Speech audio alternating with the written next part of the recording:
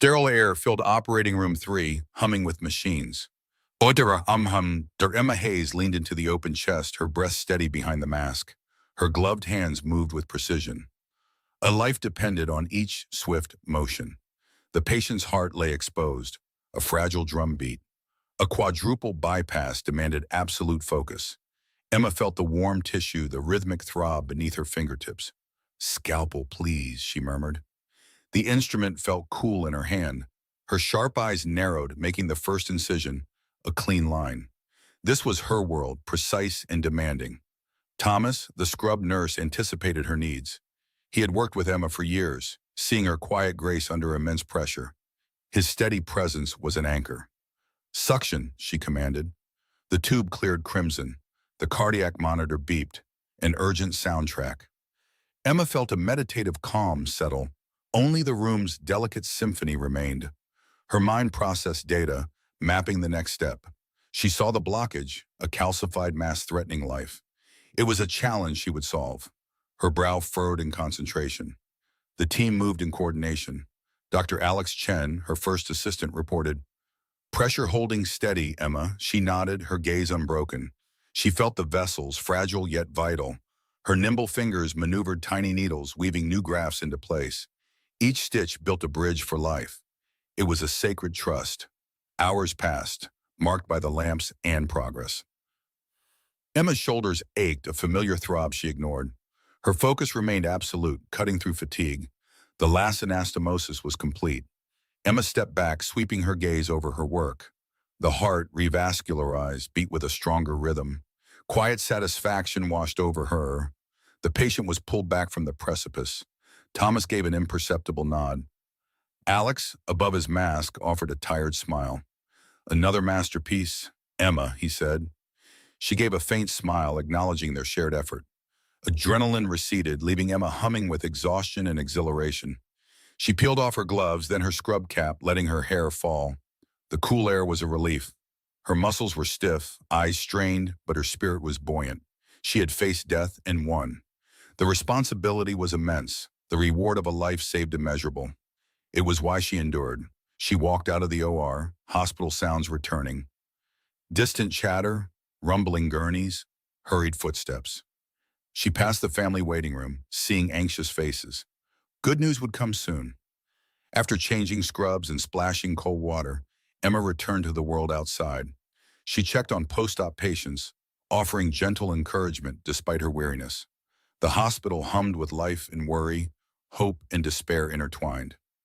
Her shift had ended hours ago, but leaving early was against her nature. She saw things through.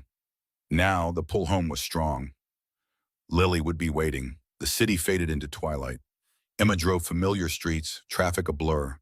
Her thoughts shifted from Hearts to her 13-year-old daughter, a jarring yet welcome transition. Her apartment building, a quiet refuge among brownstones. The scent of rain filled the air as she unlocked her door. Garlic and herbs, remnants of dinner, greeted her. It was a comforting anchor. "Mom, you're home!" Lily's bright voice echoed. Warmth spread through Emma, chasing surgical tension away. Lily was her world, her greatest joy. Lily emerged, blue paint on her cheek, dark curls framing her face. She held a half-finished poster board. Her eyes, intelligent and curious, held a question. "How was your day, Mom?" she asked, her concern always touching Emma. Lily read her mother's moods with quiet perceptiveness. "Long," Emma admitted, dropping her bag. "But good. We helped someone important." She offered a tired smile, brushing paint from Lily's cheek. Lily leaned into the touch. "My science project is due tomorrow, and I cannot make this volcano erupt," Lily declared with a sigh. She gestured at the papier-mâché mountain and its tiny plastic dinosaurs. Emma suppressed a chuckle. "Let me change. Then we can tackle the fiery mountain." She headed to her room, shedding work clothes, the hospital's weight lifting. She pulled on a soft t-shirt and jeans, feeling liberated. Returning, Emma sat beside Lily, examining the volcano. The air smelled of glue and poster paint. Lily's passion for science, like Emma's, often led to these late-night adventures. "What have you tried so far?" Emma asked, patient and encouraging. She loved these moments, the shared focus. Here she found her balance. Lily explained her attempts, brow furrowed, hands gesturing. Emma listened, offering gentle suggestions, guiding her daughter. They worked for an hour, mixing baking soda and vinegar. The living room became a laboratory of fizzy explosions and giggles. Lily's frustration turned to delighted squeals as the volcano erupted in foamy orange liquid. Yes! Lily cheered, hugging Emma's neck. Her small body felt warm. Emma held her tight, breathing in the scent of her daughter's hair. These were the moments she lived for. The house grew quiet once Lily was in bed. Emma moved through the silent apartment, tidying up. A faint smile played on her lips. The day was long, but Lily's laugh made every challenge worth it. She poured chamomile tea, the warm mug a comfort. City lights twinkled outside. She settled onto the sofa, cushions molding to her tired body. The apartment's silence, once a sanctuary, felt vast. Her gaze drifted to the small silver locket she always wore. Tarnished, worn smooth, engraved with a delicate rose, it was a constant presence. Emma's fingers, still stained with food coloring, went to the locket. She traced the faded engraving. A dull ache stirred in her chest. It was a memory, a phantom limb of a life that never was. The locket was from a younger Emma, filled with hope. Marcus had given it to her years ago when their future felt boundless. She remembered him fastening it, his fingers warm against her skin. She opened the locket. Inside, two faded photographs. A younger Emma on one side, her eyes wide with naive joy. On the other, Marcus. His face, even in the small image, held a compelling intensity. His dark eyes seemed to look at her. A ghost of a smile touched Emma's lips, then bitterness. He had been charming, magnetic, dangerous. His promises filled her world with light. Then, without a word, he vanished. The memory was a shard of glass. She was left alone, pregnant, heartbroken. The pain was a physical weight, making it hard to breathe. Betrayal cut deeper than any scalpel. She rebuilt her life piece by painstaking piece. All her anger and grief went into her career, making her the best surgeon. Every ounce of her love went into Lily, her miraculous daughter. Marcus Thorne. The name tasted like ash. She wondered if he ever thought of her or the life he discarded. But she shook the thought away, stealing her heart. He was a phantom, a mistake, a lesson. She snapped the locket shut, the click echoing. The rose, a symbol of love, felt ironic now. It reminded her of loss, but also her resilience. She had survived, she had thrived, and she had Lily. Emma finished her tea, warmth seeping into her bones. Her eyelids felt heavy, craving sleep. She walked to her bedroom, soft carpet muffling her steps. The moon cast long shadows. She slipped beneath cool sheets, the scent of lavender comforting her. Her racing mind began to quiet. The day's exhaustion, Lily's laughter, the ache of memory, all blended into a soft hum. The television, left on low, murmured in the background. It was a habit, a comfort against the night's silence.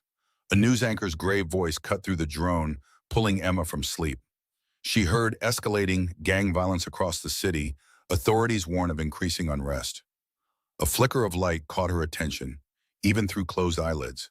She heard sirens in the report's background. The reporter's voice grew urgent, another brazen attack in the city's downtown district, leaving several wounded. Emma's eyes fluttered open, drawn by the shift in tone. Blurry footage played on the screen. Flashing blue and red lights pulsed. A street corner, cordoned off, swarmed with emergency personnel. Her gaze scanned the images. Officers, paramedics, onlookers. Then, for a fraction of a second, the camera panned. A tall, shadowy figure stood partially obscured by flashing lights and confusion. The figure was indistinct, a silhouette. Yet its posture, head angle, the breadth of its shoulders stirred an unsettling tremor in Emma. It was a fleeting image, gone as quickly as it appeared, swallowed by the next shot. Emma blinked, clearing sleep from her eyes. The news detailed the night's violence. She watched, breath held, searching for the shadowy figure, but it was gone. An uneasy feeling settled in her stomach, a cold ripple, a sensation she could not name. She shivered, pulling the duvet higher. The city, usually a comfort, felt charged with unseen menace. She closed her eyes, the disturbing image imprinted, a silent disquiet disturbing her fading consciousness. The searing artificial light of the emergency room could strip away any illusions. revealing the raw truth of pain and the relentless fight for breath. Director Emma Mahays moved through the controlled chaos of St. Jude's, her focus a pinpoint in the swirling vortex of urgent needs. A siren's wail pierced the night, followed by the familiar squeal of tires and the hurried shouts of paramedics. Another trauma case was arriving, undoubtedly adding to the already overflowing stream. Her crisp blue scrubs felt almost like a second skin, a uniform of unwavering purpose. The air, thick with the metallic tang of blood and the sharp, sterile scent of antiseptic, was a constant reminder of life hanging by a fragile thread. Her hands, usually so steady with a scalpel, now deftly adjusted an IV drip for a young man with a fractured arm, his face pale with shock. She murmured reassurances, her voice calm despite the frantic energy pulsing around them. Every beat of the heart monitor, every clipped instruction from a nurse, blended into a symphony of critical care. She felt the constant pressure, a heavy weight that settled just behind her sternum, yet her resolve never faltered. This place demanded everything she had, every ounce of her skill, and sometimes it felt like it demanded pieces of her soul as well. The doors burst open, revealing the grim tableau of a car crash victim, tangled and unresponsive on a stretcher.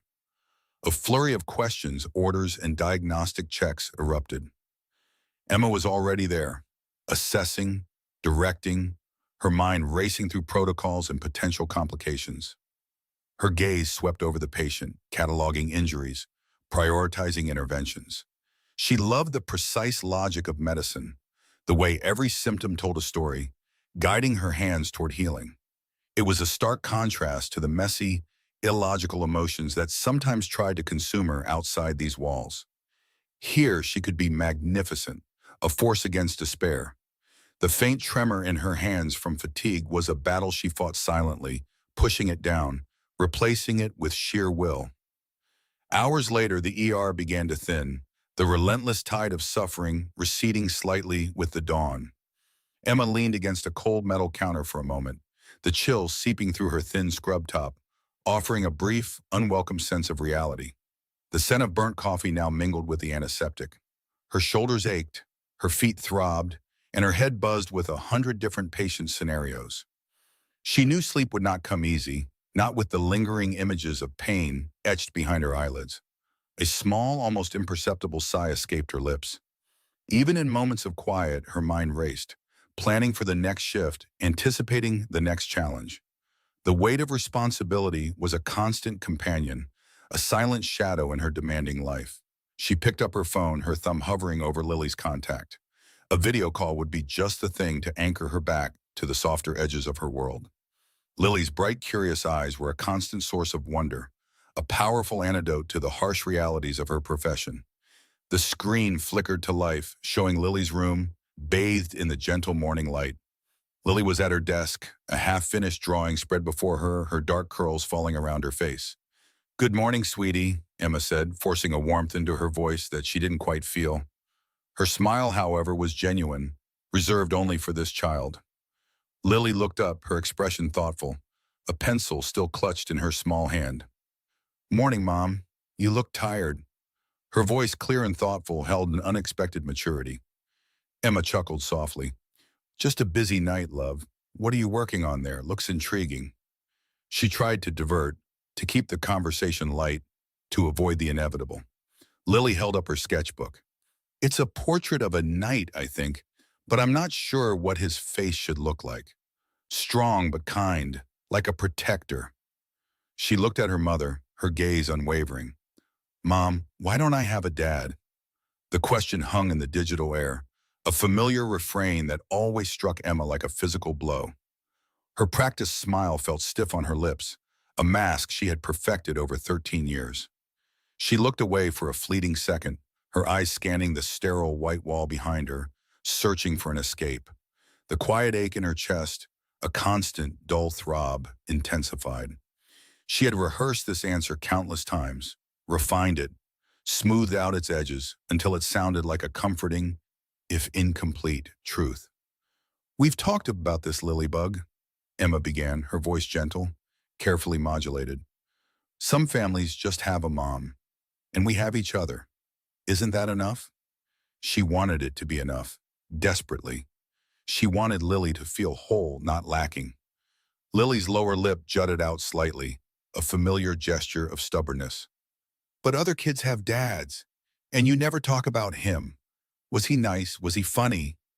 Her bright eyes were searching, probing, seeking answers Emma wouldn't give. Lily was observant, always noticing the unspoken. She sensed the silence, the subtle shift in her mother's demeanor. Emma's heart gave a painful twist. She could feel the shame, the anger, the raw betrayal rise up, threatening to crack her carefully constructed facade. She focused on the delicate rose engraving on her silver locket, a tangible link to a past she wished she could erase. A flicker of resentment, hot and sharp, flared within her. How could she explain the man who had vanished without a trace, leaving her with an impossible choice and a broken heart?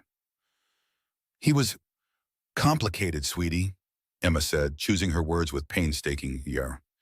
It was the closest she could come to an honest answer without revealing the depth of her pain or the danger of his world. And sometimes, complicated people aren't meant to stay. But he gave me you, and that's the most precious gift in the world. She forced another smile, hoping it conveyed the love she felt, the love that transcended every wound. Lily watched her mother's eyes, sensing the unspoken narrative beneath the smooth words. She was intuitive, picking up on the melancholic undertone in Emma's voice, the way her mother's fingers had unconsciously brushed the locket. Lily nodded slowly, accepting the answer for now, but the question still lingered, a quiet hum in the background of their conversation. Emma knew it would return, as it always did. The truth, like a persistent shadow, would eventually demand to be seen. Miles away in a world far removed from the antiseptic gleam of the hospital, in the tender intimacy of a mother-daughter video call, Marcus Thorne sat in the cavernous study of his estate. The room was a symphony of dark wood, heavy velvet, and antique leather, smelling faintly of expensive cigars and old money. Rain lashed against the tall, arched windows, mirroring the turbulent atmosphere within. Two hulking figures stood before him, their faces impassive, awaiting his command. Marcus, impeccably dressed in a tailored charcoal suit, leaned back in his high-backed leather chair, his gaze cold and unyielding. The jagged scar near his left temple, a testament to countless skirmishes, pulsed faintly in the dim light. He toyed with a heavy silver letter opener, its polished surface reflecting the flickering firelight from the immense hearth. The silence stretched, thick and heavy, punctuated only by the crackle of the fire and the drumming rain. The word I received was not to my liking. Marcus's voice was low, a gravelly rumble that promised swift, brutal consequences. It was a voice accustomed to obedience, a voice that could turn steel to ice. His eyes, usually sharp and calculating, held a dangerous glint, an almost feral intensity. He picked up a crystal decanter, pouring a measure of amber liquid into a heavy glass, the clinking sound unnaturally loud in the quiet room. The shipment was intercepted, one of the enforcers, a man named Roman, finally spoke, his voice deferential. We suspect a leak from within the Rossi faction, boss. A muscle twitched in Marcus's jaw. He took a slow sip of the whiskey, the liquid burning a path down his throat, but his expression remained impassive, a mask of cold fury. He was a man driven by power, by an insatiable need for control. Any perceived weakness, any challenge to his authority, would be met with swift and overwhelming force. His ruthlessness was legendary, a reputation forged in the crucible of the city's dangerous underworld. He was completely unaware of the precarious threads of fate that were already beginning to entangle around him, drawing him closer to a past he had brutally severed. Rossi, Marcus repeated, the name a venomous hiss on his tongue. He slammed the glass down on the polished mahogany desk, the sound echoing through the vast room. He grows too bold, too comfortable. His gaze swept over his men, each one loyal, each one capable of unspeakable acts at his bidding. The air in the room grew heavy, charged with unspoken menace. He was their king, and his word was law, his anger a storm that consumed all in its path. I want a message sent, Marcus continued, his voice dropping to a dangerous whisper, yet it filled the room with chilling authority. A message he will understand. A message that reminds him exactly who holds the reins in this city. He detailed his brutal command, his words precise, devoid of emotion, painting a picture of calculated reprisal. There was no hesitation, no hint of regret. The intricate patterns of the Persian rug beneath his feet seemed to absorb the coldness of his intent. The enforcers nodded, their faces grim but resolute. They understood the gravity of his words, the unspoken implications of a command from Marcus Thorne. They were instruments of his will, extensions of his power. The coldness radiating from him was palpable, a chilling aura that could freeze blood in veins. He was a force of nature in his world, bending it to his will through fear and absolute dominance. As he watched his men depart, their footsteps muffled by the thick carpet, Marcus stood by the window, gazing out at the rain-swept darkness. The city lights twinkled in the distance, a deceptive blanket of normalcy over a realm he commanded. He felt an odd, fleeting sense of vulnerability, a whisper of unease that he quickly dismissed. It was merely the lingering fatigue of a long night, he told himself. He was Marcus Thorne, unassailable, untouchable. Little did he know his world was about to collide with an undeniable force from his past, a force capable of dismantling his carefully constructed empire of power and control. Back at St. Jude's, Emma was finally heading home. Her shift concluded, the weight of the day pressing down on her. The hospital corridors were quieter now, the urgent clamor replaced by a softer hum of activity. She felt a profound emptiness, a deep exhaustion that seeped into her bones. She needed the quiet of her apartment, the comfort of Lily's presence, to wash away the lingering images of suffering.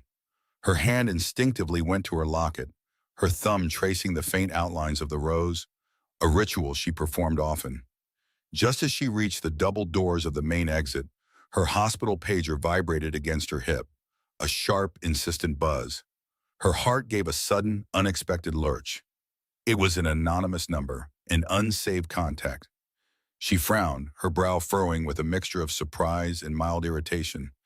Usually urgent messages came through official channels. She paused, her fingers fumbling slightly as she detached the small device.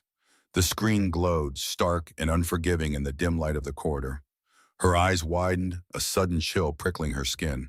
The message was short, devoid of pleasantries, a single stark word that seemed to echo in the sudden silence of her mind. Beware. The single word, stark and chilling on her pager screen, had burrowed deep into Emma's mind. Upahaywan. Beware. It echoed the uneasy feeling from the news report, a sense of an encroaching shadow she couldn't quite name. Sleep offered no escape. Instead, it delivered a relentless procession of images, each one a sharp, vibrant shard of a life she had carefully buried. She woke with a gasp, the phantom taste of old whiskey and a sweet, smoky cologne lingering on her tongue. The scent was not truly there, yet it felt as real as the cool morning air on her skin. Her hand instinctively went to the silver locket beneath her nightgown. Its worn surface, smooth from years of unconscious tracing, felt like a small, cold stone against her chest. She had kept it, a testament to her own foolishness perhaps, or a stubborn refusal to fully erase a past that had defined so much. The memories began, unbidden and overwhelming, a silent film playing behind her eyelids. She saw his hands first, strong and confident, deftly tying a knot in her scarf on a blustery autumn day. The small gesture, so simple, had felt like an embrace, a promise of protection. His eyes, usually so guarded, had softened as he looked at her then, crinkling at the corners with a warmth that had melted her carefully constructed defenses. She remembered the warmth of that gaze, the way it made her feel seen, truly seen, for the first time in her life. They had walked through the city park that day, fallen leaves crunching beneath their feet, the crisp air carrying the scent of wood smoke and damp earth. He had stopped her by a small, gurgling fountain, its water sparkling in the low sunlight. He had taken her hand, his thumb tracing the delicate lines of her palm, and she had felt a jolt, an electricity that had nothing to do with the cold. His voice, usually a low rumble, had been soft, almost tender, as he spoke of a future, of a quiet life together, far from the harsh demands of his world. Emma recalled the way her heart had hammered against her ribs, a wild bird desperate for flight. She had believed him then, utterly and completely, lost in the intoxicating haze of his attention. Every whispered promise had been a brick, building a fortress around her, a sanctuary she had craved. The world outside their bubble had faded, the demanding hours of medical school, the quiet solitude of her small apartment, all replaced by the vibrant, dangerous energy he brought into her life. His apartment, overlooking the sprawling city, had been a stark contrast to her own student digs. Dark wood, plush carpets, an air of understated opulence. She remembered the way the city lights had blurred into a glittering tapestry beyond the tall windows, a silent witness to their shared nights. He would often hold her close, their bodies aligned, the steady rhythm of his breathing a lullaby against her ear. She had believed she was safe, nestled in the powerful curve of his arm, protected from whatever shadows lurked in his world. One evening he had cooked for her a simple pasta dish, but the effort had touched her deeply. The scent of garlic and simmering tomatoes had filled the air, a domesticity that felt both foreign and utterly right with him. He had laughed, a deep, resonant sound that rarely escaped his lips, as she playfully teased him about his culinary skills. In that moment, watching him, a man so often surrounded by an aura of danger, she had seen only the man who chose to make her feel cherished.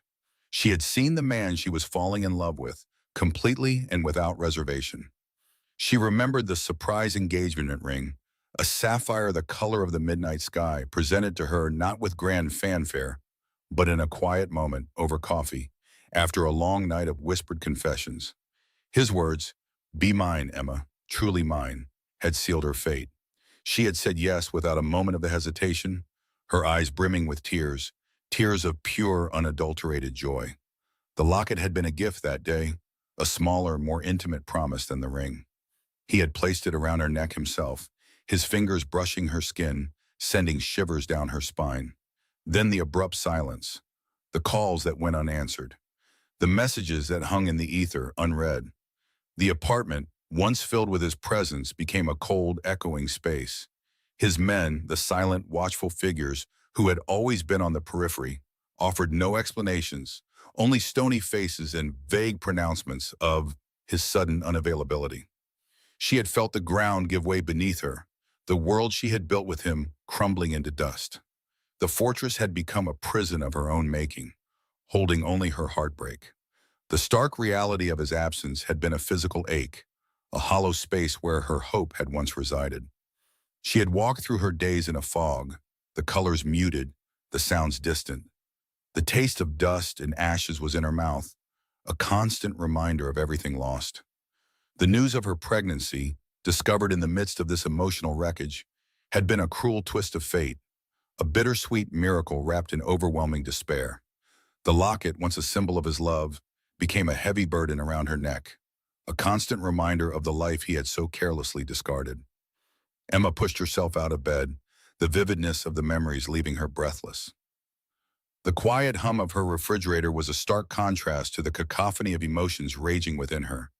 She moved through her small apartment, the familiar routine offering a thin veil of normalcy. The scent of coffee brewing filled the air, a small comfort in the face of such profound disturbance. The beware message had not just been a warning of external danger.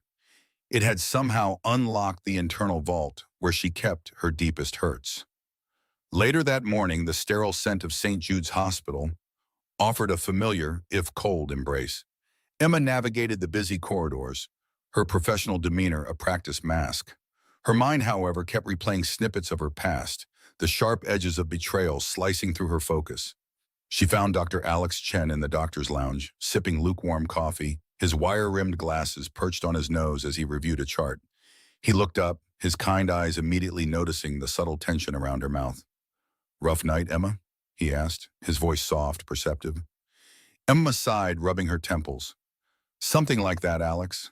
She rarely confided in anyone, preferring to carry her burdens alone, but the relentless nightmares and the unsettling message had chipped away at her resilience. She took a seat opposite him, picking up her own cooling mug. The ceramic felt smooth beneath her fingers, a small anchor in the swirling chaos of her thoughts. "I keep having this dream," she began, choosing her words carefully, meticulously. She needed to speak some of it aloud to release a little of the pressure, but she would never reveal the full, raw truth. It's always the same, a hand reaching out to me, promising everything. She paused, the memory of Marcus's touch vivid. Then just as I reach back, it fades, turns to smoke, and I'm left standing alone with this overwhelming sense of loss. A void. Alex listened, his gaze steady and understanding. He folded the chart, placing it neatly on the table. Loss can manifest in strange ways, Emma. Sometimes the mind holds on to what it craves, even when the reality is quite different. His words, though general, felt surprisingly close to the truth. Emma nodded, her gaze fixed on the steam rising from her mug. It's the emptiness that gets me, she continued, her voice barely above a whisper. The knowledge that something so full, so vital, can just disappear without a trace. It feels like a part of me went with it. She didn't look at him, couldn't, afraid her eyes would betray the depth of her personal history. The antiseptic smell in the room felt sharper, almost suffocating, as if mirroring the sterile nature of her confession. Alex reached across the table, gently patting her hand. His touch was reassuring, professional, devoid of any judgment. Whatever it is, Emma, remember you're not alone. We're all here, and you're stronger than you give yourself credit for. He offered a small, comforting smile. You always find a way to mend what's broken. His words, intended to uplift, also served as a painful reminder of her chosen profession, of her ability to fix hearts, but never her own. The bitter taste of her coffee suddenly felt overwhelming. Miles away in the cold, opulent silence of the Thorne estate, Marcus Thorne sat at the head of a long, polished mahogany table. The room was heavy with the scent of expensive cigar smoke and the metallic tang of unspoken threats. His eyes, usually sharp and calculating, were colder than usual, reflecting the flickering candlelight. A subtle, jagged scar near his left temple, a testament to his violent world, seemed to pulse faintly in the dim light. He surveyed the men across from him, representatives of a rival faction, their faces etched with a mixture of apprehension and forced bravado. The turf war had escalated, territories shifting, alliances crumbling. Blood had been spilled, and Marcus, ever the strategist, knew he needed to make a decisive move. This meeting was a gamble, a dangerous, high-stakes deal that could either solidify his power or cost him everything. The air in the room was thick, suffocating with tension, each man an island of guarded intentions. A crystal glass filled with amber liquid sat untouched before him, the ice cubes slowly melting, a visual metaphor for the precarious situation at hand. We agree to your terms for the port access, one of the rival faction leaders, a burly man named Thomas, finally conceded, his voice raspy, a tremor of reluctance beneath his words. But our price is not negotiable. Marcus leaned back in his leather chair, the soft creak of the material the only sound for a long moment. He savored the small victory, the concession, but he knew it was merely a skirmish won, not the war. He traced the rim of his glass with a long, unblemished finger. Negotiation implies equal standing, Thomas. We are past that. His voice, a low, gravelly rumble, carried an undeniable authority, a quiet menace that made the other men shift uncomfortably. His enforcers, silent sentinels by the doors, were a constant, chilling reminder of the power he wielded. He spoke of logistics, of percentages, of boundaries, his words precise and unfeeling. Every phrase was a calculated strike, designed to assert dominance and leave no room for doubt. He had built this empire from nothing, rising through a ruthless world where sentiment was a fatal weakness. He had learned long ago that power was not taken. It was seized, maintained with an iron grip, and defended with relentless force. The memory of a softer life, a different path, was a distant, almost alien concept, quickly extinguished whenever it dared to flicker. He remembered a moment years ago when he had considered leaving it all behind, a fleeting thought, a dangerous desire for a simpler existence. He had almost done it, almost shed the skin of his world for something else. But the pull of power, the thrill of the game, had been too strong. He had convinced himself it was for the best, for everyone involved. He had burned those bridges, extinguished those possibilities, leaving only the cold, hard reality of his chosen path. The scar near his temple was not just a physical mark. It was a testament to the battles fought, the choices made, the ruthless man he had become. The deal was eventually struck, a fragile truce brokered on the razor's edge of violence. The rival leaders departed, their relief palpable, mixed with a lingering resentment. Marcus remained, the silence in the room now profound, broken only by the distant hum of the mansion's ventilation system. He felt no satisfaction, only a fleeting sense of professional accomplishment. The game was endless, the stakes ever higher. His life, he knew, hung by a precarious thread, always. He looked out the window at the sprawling, darkened city, a kingdom built on shadows and whispered commands. Back at St. Jude's, the hospital hummed with its usual nocturnal rhythm, a symphony of quiet beeps, hushed footsteps, and distant conversations. Emma was reviewing patient charts at the nurse's station, the rhythmic click of her pen a small punctuation mark in the quiet. The beware message still nagged at her, an itch she couldn't scratch. She glanced at the clock, the digital numbers glowing red. It was late, but her mind refused to quiet, kept cycling through the ghosts of her past and the unsettling present. Then, piercing through the quiet, an urgent, amplified voice filled the corridors. A frantic call blared over the hospital's intercom system. Emergency! Multiple gunshot victims. Heavy fire exchange reported. ETA 5 minutes to the ER. The hospital intercom's urgent blare shattered the already tense quiet of St. Jude's emergency room. A voice, tight with urgency, announced multiple gunshot victims. A heavy fire exchange reported. Estimated time of arrival 5 minutes. Emma felt a familiar surge of adrenaline, cold and sharp, pushing aside the weariness that always clung to her after long shifts. Her eyes scanned the room, instantly assessing the readiness of her team. Nurses moved with practiced efficiency, prepping trauma bays, the metallic clang of instruments, a stark soundtrack to the impending chaos. The air grew thick with the acrid scent of disinfectant and the unspoken anxiety of those waiting. Emma barked out orders, her voice clear and commanding, cutting through the rising murmur. Trauma Bay 1, 2, and 3 open. Get those blood units ready. Dr. Miller, you're with me on Bay 1. Dr. Evans, Bay 2. Nurses, keep those lines clear. Her hands, usually so precise and gentle, clenched briefly at her sides. She could feel the subtle tremor of the floor as the first sirens grew louder outside, a rising wail that promised more suffering. The ER doors, usually a gateway to urgent care, now felt like a breach in the hospital's defenses, letting in the brutal reality of the city's underbelly. The first wave hit with brutal force. Gurneys rolled in, propelled by paramedics whose faces were grim beneath their masks.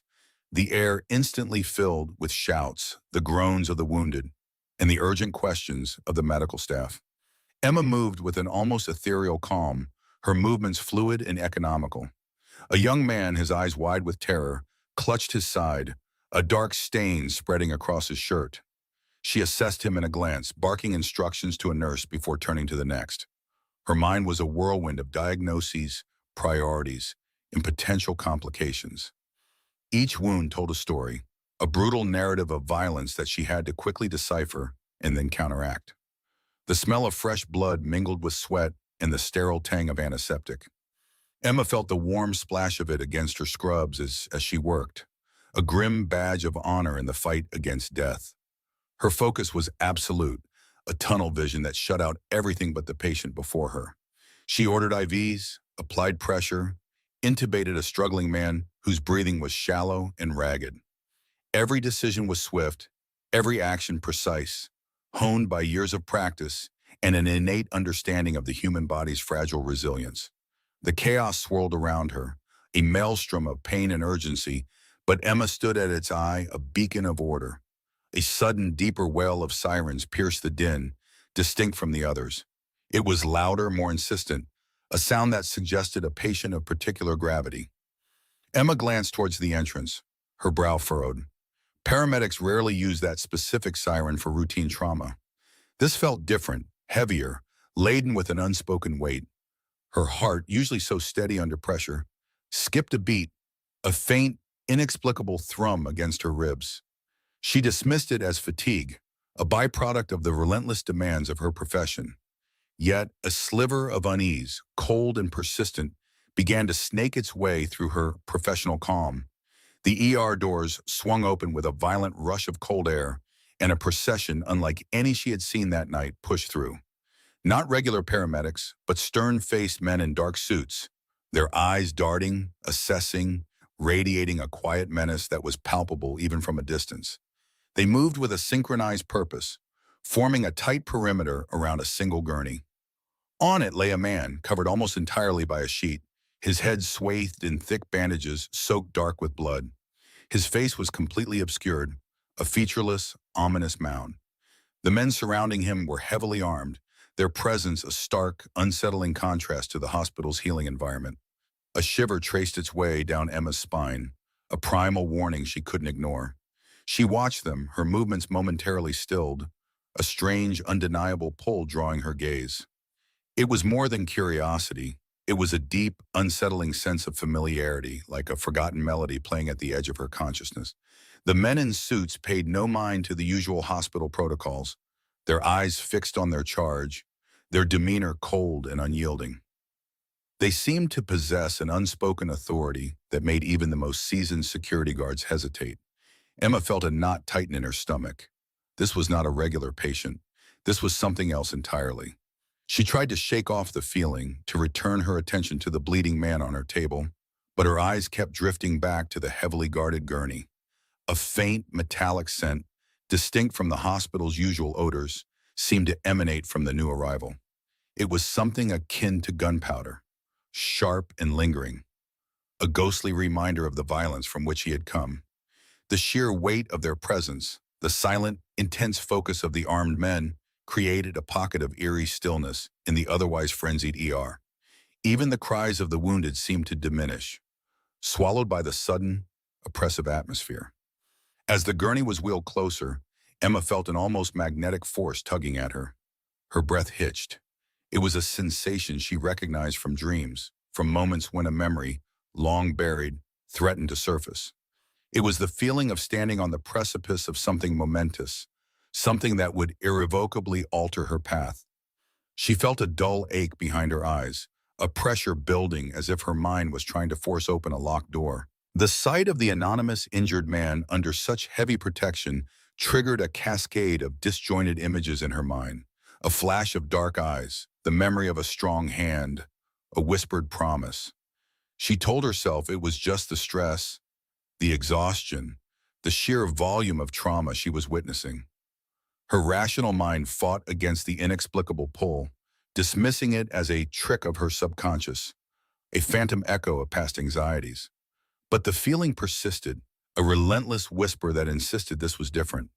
This wasn't just another victim of the city's violence. There was something profoundly significant about this man, something that resonated with a forgotten part of her own history. The hair on her arms prickled, a cold awareness seeping into her bones despite the warm, humid air of the ER. One of the dark-suited men, his face carved from granite, spoke in hushed, urgent tones to the attending trauma surgeon, Dr. Miller. Emma couldn't make out the words, but the intensity of the exchange was clear. Dear Miller's eyes, usually calm and composed, widened slightly before he nodded, his expression now serious, almost strained. Emma watched the unspoken communication, a silent drama unfolding at the periphery of her vision.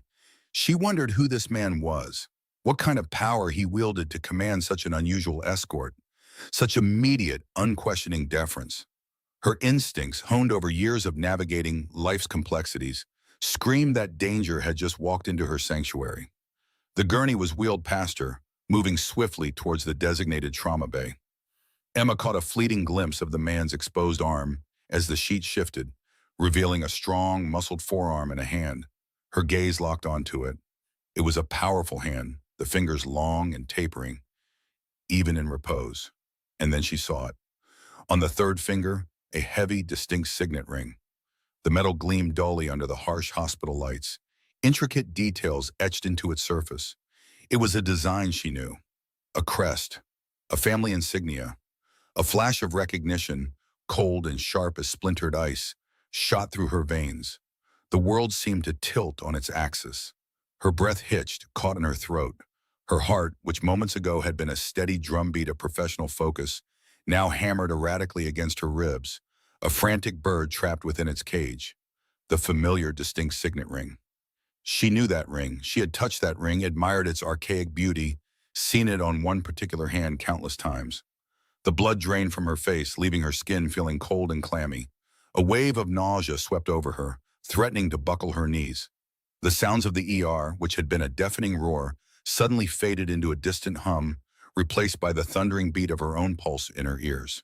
The sight of the signet ring sent a cold, sharp tremor through Emma Hayes. Her breath caught in her throat, a sudden, unexpected gasp in the cacophony of the emergency room.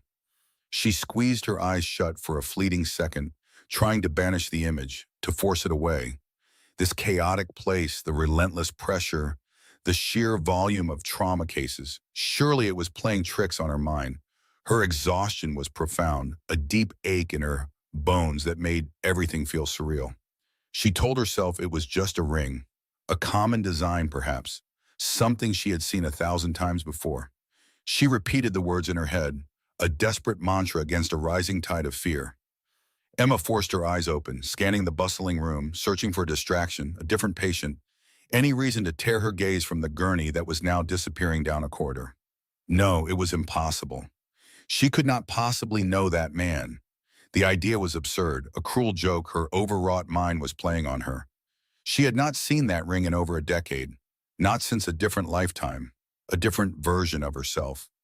The memory of it was a ghost, a phantom limb of her past that throbbed with forgotten pain. She pushed the thought down, deep into a hidden recess of her consciousness, sealing it behind a heavy, bolted door. There was no time for phantoms now.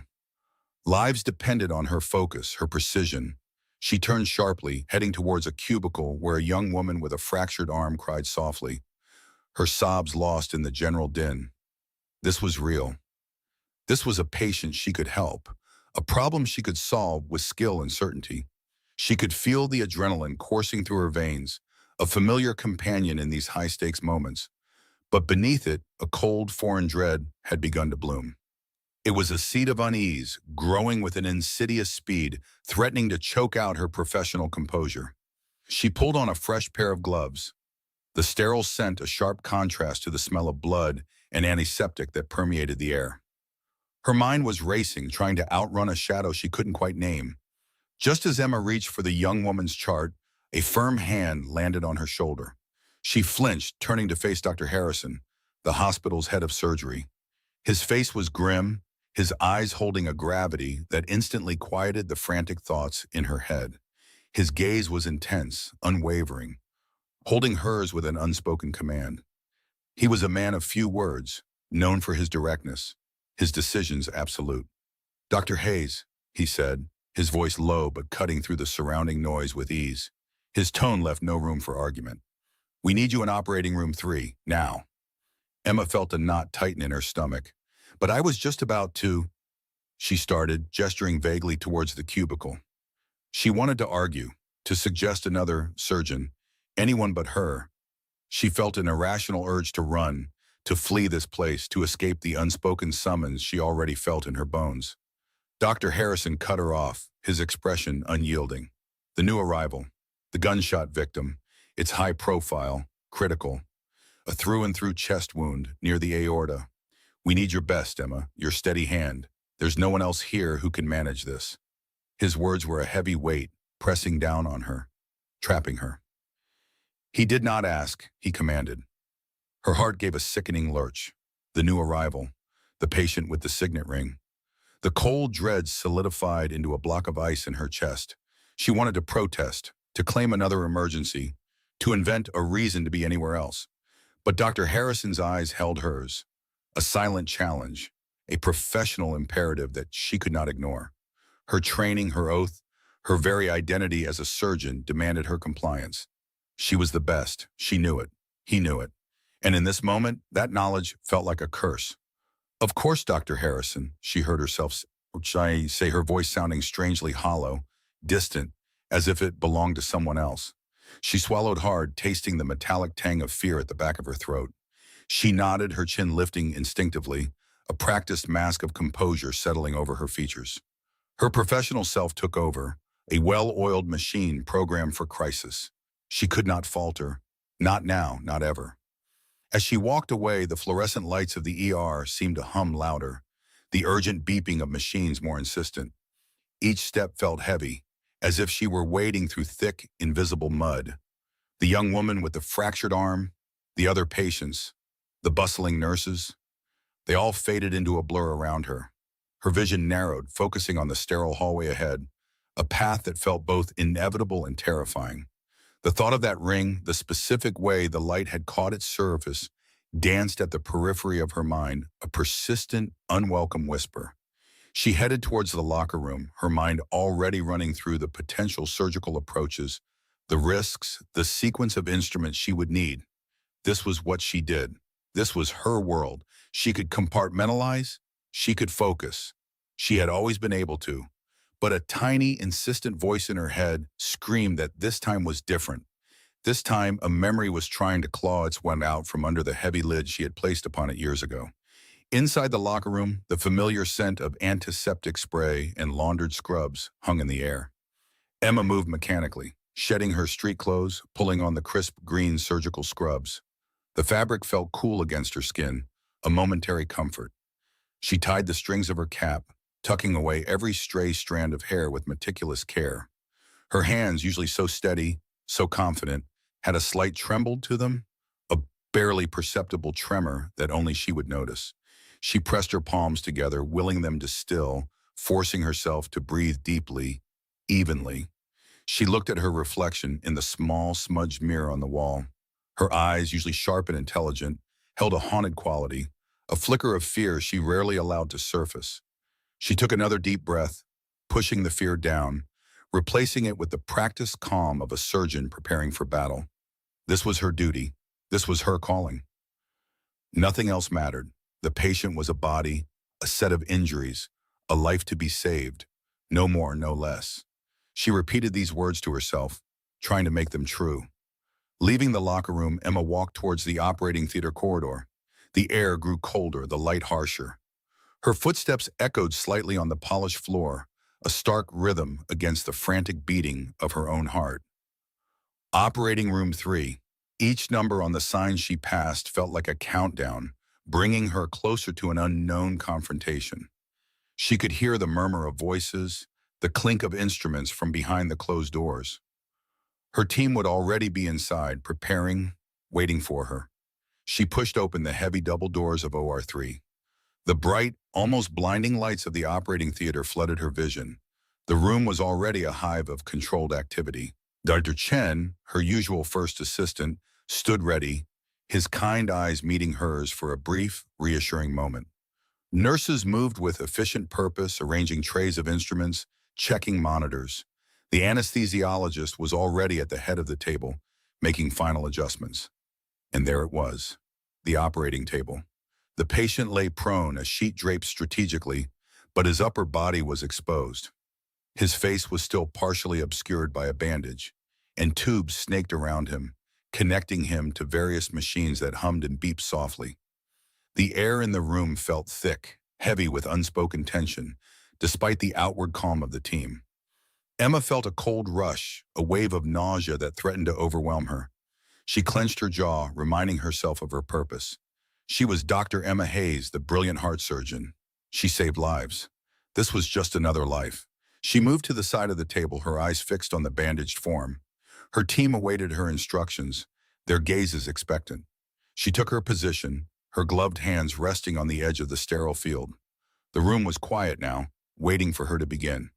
Her heart pounded a frantic rhythm against her ribs, a drumbeat of impending doom. She stared at the man on the table, trying to see him as a clinical challenge, a puzzle to be solved, not a person. "Let's get those bandages off," Emma commanded, her voice steady, betraying none of the turmoil raging inside her. The words felt foreign on her tongue, heavy with an unacknowledged dread. A nurse stepped forward, deft fingers beginning to unwind layers of gauze that covered the patient's face. Each strip that fell away felt like a slow reveal, a deliberate torture. Emma's breath hitched, her eyes widening, her vision sharpening with an awful clarity. The last of the bandages came away, falling softly onto a metal tray with a faint clatter. The face, pale and still beneath the bright lights, was undeniable. The sharp jawline, the prominent cheekbones, the distinctive scar near the left temple, a jagged line that had once fascinated her. It was him, the man she had loved, the man who had shattered her world, the man she had sworn she would never see again. Marcus Thorne. Emma's gloved hands hovered, frozen in the sterile air above Marcus Thorne's chest. The stark white light of the operating theater seemed to pierce through her surgical mask, reflecting the sudden, blinding horror in her eyes. His chest was open, a raw, vulnerable landscape of muscle and bone, but her gaze was fixed on the face above, a face she had last seen 13 years ago. Time collapsed, the hum of the machines around her fading into a distant roar, replaced by a torrent of memories that crashed through her mind with the force of a tidal wave. The antiseptic scent of the operating room, usually a comfort, now felt like a shroud. Her fingers, which moments ago had been precise and ready, were now stiff, locked in a silent protest. She saw the familiar curve of his jaw, the slight scar above his left temple, a mark she remembered tracing with her fingertips in softer, forgotten nights. The man who had once been her entire world now lay exposed and broken beneath her, his life hanging by a thread she held in her hands. Dr. Alex Chen, her assisting surgeon, shifted slightly at her side. He was a steady presence, usually a reassuring anchor in the storm of complex procedures. A flicker of concern crossed his eyes, barely perceptible above his own mask. As he glanced at her, he saw the momentary hesitation, the slight rigidity in her posture, a deviation from her usual fluid, almost instinctual grace. He did not speak, but the silent question in his gaze was clear. Emma felt the pressure of his eyes, a gentle tug pulling her back from the abyss of her personal history.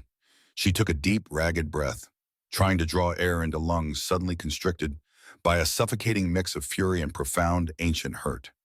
The air tasted metallic, sterile, yet it offered no comfort, no respite from the earthquake raging within her. Her professional oath, a sacred vow she had upheld with unwavering dedication for years, was now battling fiercely with the raw, personal anguish of a woman betrayed. She remembered the way his laughter used to fill rooms, a rich, deep sound that had promised warmth and security. She saw the silver locket she still wore, the one he had given her on their second anniversary. It had been a small, heavy piece, engraved with a delicate rose, signifying a future they had both imagined with such fervent hope. His eyes, in those days, had held a dangerous charm, a spark that had drawn her in, promising adventure and a love unlike any other. He had made her believe in an unbreakable bond, a shared destiny. Every whispered of promise, every stolen glance, every tender touch resurfaced with brutal clarity, twisting the knife deeper into her already wounded heart. Then came the stark, shattering image of his empty side of the bed, the cold sheets, the silence that followed his abrupt, unexplained departure. There was no note, no call, no trace, just an unbearable void. One day he was there, filling her life with a fierce, possessive love, and the next he was simply gone, leaving behind only questions and a gaping, bleeding wound. She remembered the frantic calls, the unanswered messages, the dawning realization that she had been utterly, brutally abandoned. The humiliation had been a bitter pill, one she had swallowed every day for years. The memory of the doctor's office, the quiet voice confirming her pregnancy, hit her with renewed force. She had been alone, devastated, clutching the small ultrasound image as if it were her last lifeline. The world had felt like it was crumbling around her, but in that tiny flickering image, she had found a fierce, unyielding resolve. Lily, her daughter. The reason she had picked herself up, piece by agonizing piece, and rebuilt a life from the ashes of her shattered dreams. And now here he was, the architect of her pain, the ghost of her past lying helpless on her operating table. A wave of ice-cold rage washed over her. He had walked away, leaving her to face motherhood alone, to bear the weight of his absence in the whispers of a world that judged. He had chosen his world of shadows and violence over the life they had planned, over her. And now, in a cruel twist of fate, his life rested in the very hands he had once held so tenderly, then discarded so carelessly. Let him go, a dark, insidious whisper slithered through her mind. Let fate decide what he denied you. The thought was fleeting, horrifying, yet undeniably present. It was a tempting darkness, a primal urge for retribution that pulsed beneath the surface of her professional calm. She could simply step back, declare the damage too severe, and let another surgeon take over. Or perhaps subtly let the intricate dance of life and death play out without her full, unwavering intervention. No one would ever know. It would be an act of passive justice, a silent settling of scores. But the whisper was immediately met by a roar from within. Her years of training, the countless lives she had saved, the Hippocratic oath she had sworn, all screamed in protest.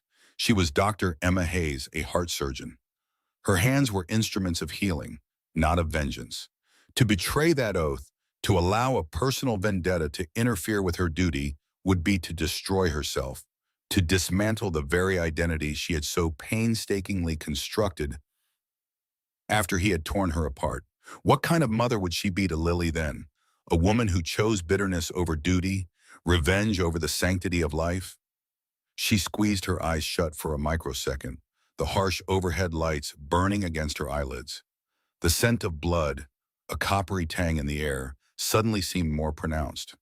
She could hear the rhythmic beep, beep, beep of the cardiac monitor, a stark reminder of the fragile life force struggling beneath her gaze. This was not a battlefield for her personal demons. This was an operating room, a place where life was fought for, regardless of the person on the table. Her jaw tightened, a hard line forming beneath the mask. The muscles in her neck ached with the effort of control. Her heart, which had been pounding a frantic rhythm against her ribs, slowly began to steady itself, a conscious act of will. She saw Marcus not as the man who had broken her, but as a patient, a critical case, a human being in dire need of her unique skill. The personal fury did not vanish, but she forced it into a separate, locked compartment of her mind. It was a searing fire that would burn later, but not now. Now there was only the task at hand. Her eyes opened, cold and resolute. The professional mask had fully descended, impenetrable. She felt the weight of her choice, a heavy, tangible thing, settling deep in her soul. This would be the hardest surgery of her life, not because of its complexity, but because of the profound emotional cost. Every move, every decision in the next few hours would be a battle fought on two fronts: the delicate repair of a damaged heart and the agonizing struggle within her own. With a single determined nod to herself, her jaw tight and her heart aching with a pain that felt both ancient and brand new, Emma reached for the scalpel. The cold metal felt impossibly heavy in her gloved hand. She knew every precise cut she was about to make would be a conscious choice, a battle won or lost within her soul, irrevocably shaping the woman she was and the future she would build. The scalpel felt cold, sharp, and impossibly light in Emma's gloved hand. The air in operating room 3 hung heavy with the scent of antiseptic and the low, steady hum of life support machines. She looked down at the exposed, vulnerable heart, its surface a network of vessels needing repair, and a shiver ran through her, not of fear, but of profound, terrible recognition. Her own heartbeat echoed the rhythmic thrum of the monitors around her. Each breath she took was measured, controlled, a silent command to her turbulent mind to quiet itself. She focused on the task, on the intricate dance of tissue and metal. Her hands, usually so swift and confident, moved with an almost deliberate slowness at first, as if her muscles were remembering a forgotten language. The scrub nurse handed her the clamps, their metallic click crisp in the hushed room. Dr. Chen stood opposite, his gaze steady, his presence a quiet anchor in the storm brewing inside her. He watched her with a professional intensity, oblivious to the personal war she waged with every precise movement. Emma could feel the heat rising in her face beneath the surgical mask, a flush of internal conflict. The operation was long, a meticulous journey through damaged arteries and weakened valves. Emma's fingers, guided by years of unwavering dedication, worked with an almost supernatural calm. She felt the texture of the living tissue, the subtle give and resistance, a familiar landscape of human fragility. The sounds of the monitors, the faint whispers of her team, the gentle suction of fluids, all formed a symphony of precision, a world where only her skill mattered. She compartmentalized her emotions, building walls around the pain, the betrayal, the crushing weight of a past she had painstakingly buried. Yet, even in the icy grip of her professionalism, fragments of memory dared to surface. The rhythm of the heart monitor seemed to morph, for a fleeting second, into the beat of a drum, a melody from a night long ago when Marcus had held her close, promising forever. She pushed it back, a silent, forceful shove. The scalpel glided, a delicate incision, and the world outside the sterile field ceased to exist. At a critical juncture, as she prepared to graft a delicate vessel, the pressure in the room intensified. The monitors beeped a little faster, a subtle shift in the patient's vital signs. Emma leaned closer, her brow furrowed in deep concentration. Her left hand steadied the vessel, her right hand moved with practiced grace. It was during this moment, hanging on the precipice of success or irreversible failure, that the most vibrant of her memories decided to break through. It was a dream, not a fleeting thought, but a fully formed vision, so vivid it felt like a present reality. She saw them, not in a hospital, but in a small, sunlit cottage by the sea. The air smelled of salt and wild roses. Marcus was laughing, his head thrown back, his eyes crinkling at the corners, a sound she hadn't heard in years, a sound she had tried to erase.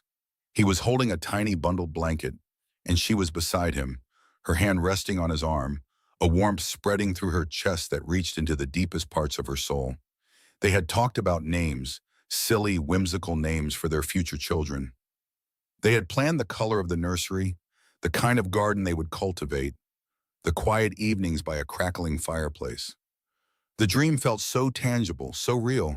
She could almost taste the salt on the air, almost feel the weight of that tiny bundle. His eyes, in that memory, were not cold or calculating, but full of a tenderness that had once been exclusively hers. A sharp, almost physical pang shot through her chest, deeper than any surgical incision. What could have been the sheer overwhelming possibility of that life, that shared future crushed by his sudden brutal absence? The image dissolved as quickly as it had appeared, leaving behind a bitter aftertaste, a gaping void where joy once resided. Her fingers, for a microsecond, tightened around the instrument, a tremor, barely perceptible. Dr. Chen, ever watchful, cleared his throat softly. "Dr. Hayes?" he murmured, his voice a low question. Emma blinked, her focus snapping back to the fragile reality before her. Her breath hitched. The surgical mask hid the slight quivering of her lips, the sudden film over her eyes. She swallowed hard, the dryness in her throat acute. "Forceps," she commanded, her voice steady, betraying nothing of the internal earthquake she had just endured. Her hands, miraculously, remained unwavering. The memory was locked away again, shoved into the deepest, darkest corner of her mind. She could not afford such luxuries now. A life hung in the balance, a life she had chosen to save despite the gaping wound he had left in hers. She felt a cold anger solidify inside her, a fuel that sharpened her concentration to an almost painful degree. This was her duty. This was her oath. This was a patient, nothing more. Hours crawled by, marked by the rhythmic beeping of machines and the occasional hushed instruction. Emma worked with a relentless, almost frenzied precision, as if trying to outrun the ghosts of her past that lingered just at the edge of her vision. The operating room lights beat down, illuminating every fiber of her being, every droplet of sweat that pricked her hairline. She felt the fatigue in her shoulders, the stiffness in her neck, but pushed through it all, driven by a force she couldn't quite name. Finally, after what felt like an eternity, the last stitch was placed, the last incision closed. A collective sigh of relief rippled through the surgical team. Dr. Chen offered a quiet, "Excellent work, Dr. Hayes." His eyes held a mixture of admiration and something else, something Emma couldn't quite decipher, nor did she want to. She did not respond, did not meet his gaze. She simply pulled off her gloves, the sharp snap of latex breaking the quiet. The sweat on her forehead felt cold now, a damp veil. She stripped off her surgical gown, its sterile fabric suddenly suffocating. Her movements were swift, almost abrupt. She avoided eye contact with every member of the team, her head held high, her jaw tight, but her gaze fixed on the exit. The weight of her decision pressed down on her, a physical burden on her chest. She had saved him. The man who had shattered her world, who had abandoned her and their unborn child, was now alive because of her hands. The thought was a bitter pill. She felt no triumph, no relief, only a profound, aching emptiness. She walked out of the operating room, the antiseptic smell clinging to her clothes, into the bright, almost blinding light of the corridor. The hospital seemed to buzz with 1,000 unseen energies, a stark contrast to the singular focus she had maintained for hours. Her legs felt heavy, her entire body a vessel of profound exhaustion. Each step was an effort. The weight of her choices, the silent scream of her past, reverberated through her bones. She needed to be alone. She needed to breathe air that didn't carry the faint metallic tang of blood or the clinical scent of disinfectant. But there was no escape within these walls. The hospital was a labyrinth of sterile rooms and hushed voices, a place of life and death, where her own personal drama had just unfolded on a stainless steel table. Emma navigated the familiar corridors, her mind a blank slate trying to process the enormity of what had just happened. Her hair, usually so neatly pulled back, had escaped its confines, damp tendrils clinging to her temples. Her clothes felt rumpled and uncomfortable against her skin. She longed for the quiet of her apartment, the comforting presence of Lily, the simple normalcy of her life outside this place. But that normalcy felt miles away, unreachable. She found herself, almost instinctively, drawn to a quiet corner of the nurse's station on the recovery floor. It was late. The fluorescent lights hummed with a low, unwavering drone. A few nurses sat hunched over computer screens, their faces bathed in the soft, blue glow. The air was cool, carrying the faint, familiar scent of hospital food and cleaning agents. She felt utterly depleted, drained of every ounce of energy, both physical and emotional.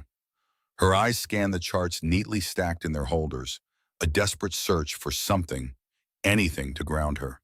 Her gaze landed on a specific chart, a name scrawled in black ink, Thorne, Marcus. Her breath caught. The paper felt cool and impersonal beneath her fingers, a stark record of a life she had just wrestled from the jaws of death. She traced his name with an unseeing finger, the details of his post-operative care, his prognosis, all blurring into a medical jargon she understood perfectly, yet felt utterly detached from. She stood there staring at the chart, the sterile reality of his survival confronting her with an undeniable truth. She had saved him. The man who had broken her heart, the father of her child, lay recovering just a few floors above, breathing because of her. The years of pain, the nights she had cried herself to sleep, the fierce independence she had cultivated, all of it seemed to converge in this one moment. Her vision blurred. A single, unshed tear, hot and heavy, traced a silent, solitary path down her cheek, leaving a cool, damp trail on her skin. It was a tear for the past, for the future that never was, for the agonizing choice she had just made. The antiseptic smell of the hospital, usually a familiar comfort, now clung to Emma's scrubs like a shroud.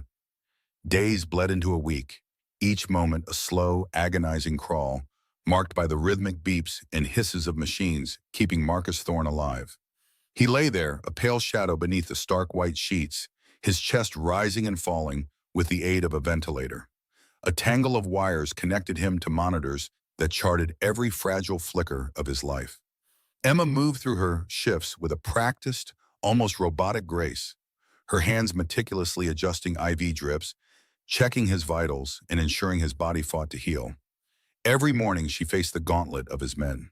They were always there, silent sentinels guarding the door to Marcus's private room, their dark suits a jarring contrast to the sterile hospital environment. Their eyes, cold and watchful, followed her every move. They spoke in low, guttural whispers to each other, their presence a constant, oppressive weight. Emma felt their suspicion like a physical touch, a cold hand on her back as she entered the room. They never directly questioned her, but their unspoken distrust was a venomous whisper in the quiet quarters.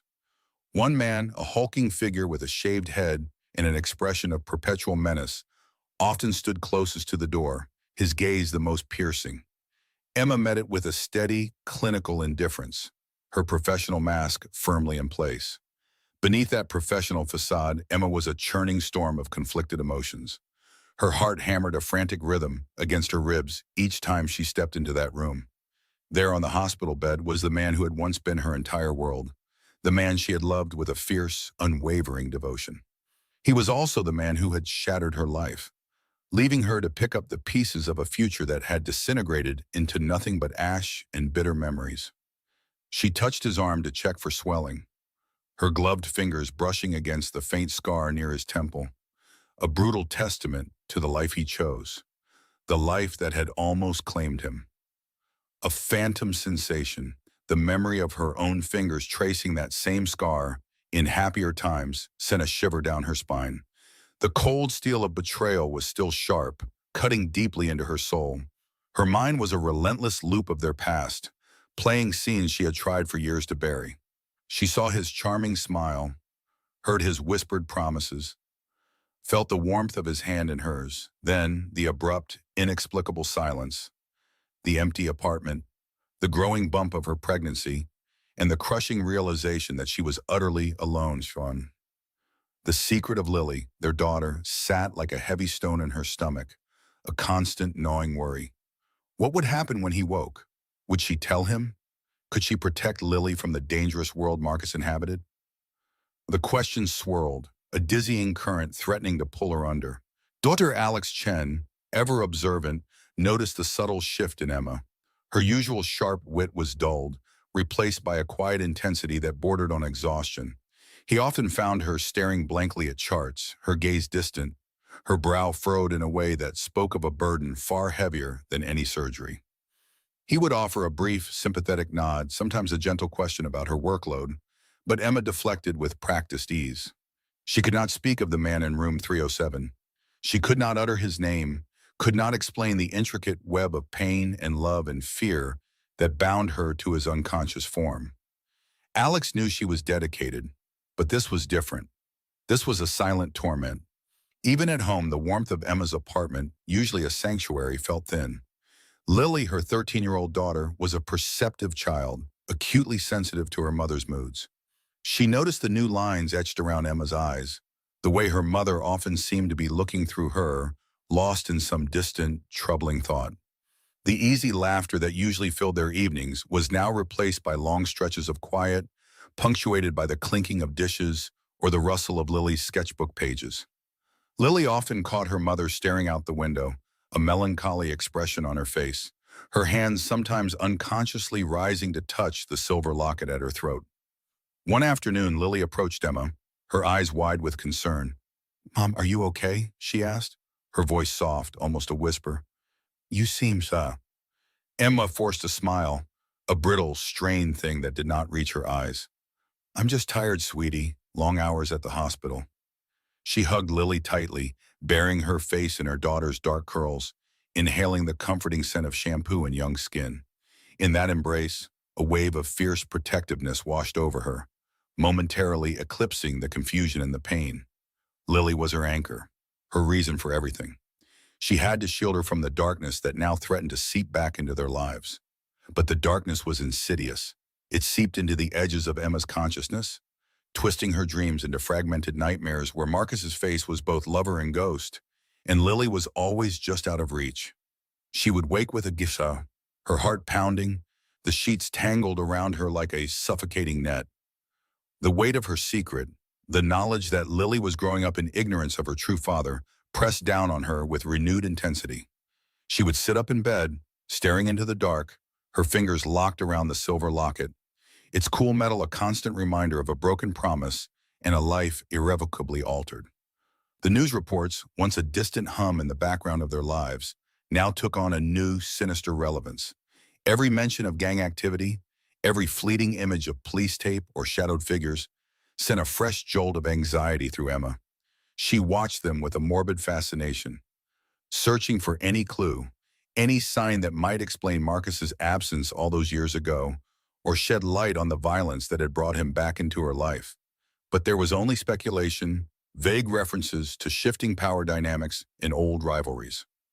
The silence around Marcus's life was as impenetrable as the walls of his guarded room. Lily, too, had started paying closer attention to the television. The local news channel often ran segments on the ongoing gang violence, featuring grainy images of crime scenes and interviews with police spokespeople. One evening, as Emma was preparing dinner, the television in the living room droned on with another report. Emma heard snippets of the broadcast. Ongoing investigation. A major figure in the city's underworld. No official identification released. She glanced over her shoulder, seeing Lily hunched over the coffee table, her sketchbook open, a pencil moving rapidly across the paper. The report continued, describing the suspect in the shooting, a man believed to be connected to the recent wave of violence that had put Marcus in the hospital. The reporter spoke of a man in his early 40s, known for his imposing presence, a sharp dresser with a distinctive scar near his left temple.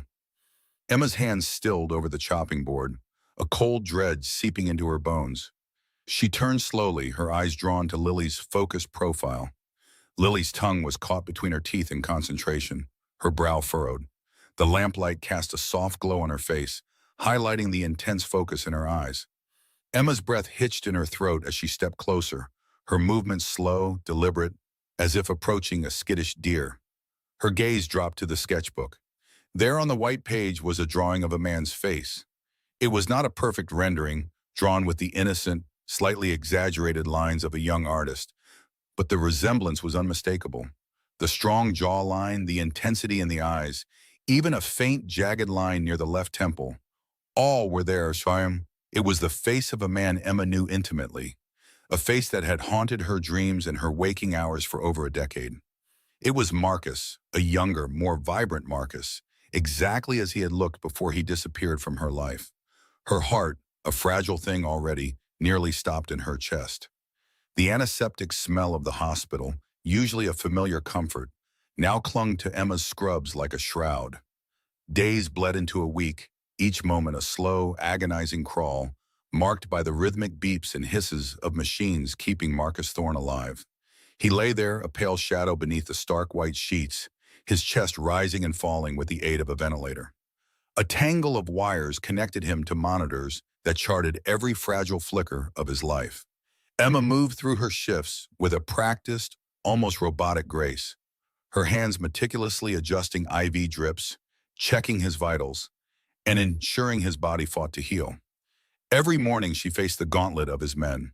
They were always there, silent sentinels guarding the door to Marcus's private room, their dark suits a jarring contrast to the sterile hospital environment. Their eyes, cold and watchful, followed her every move.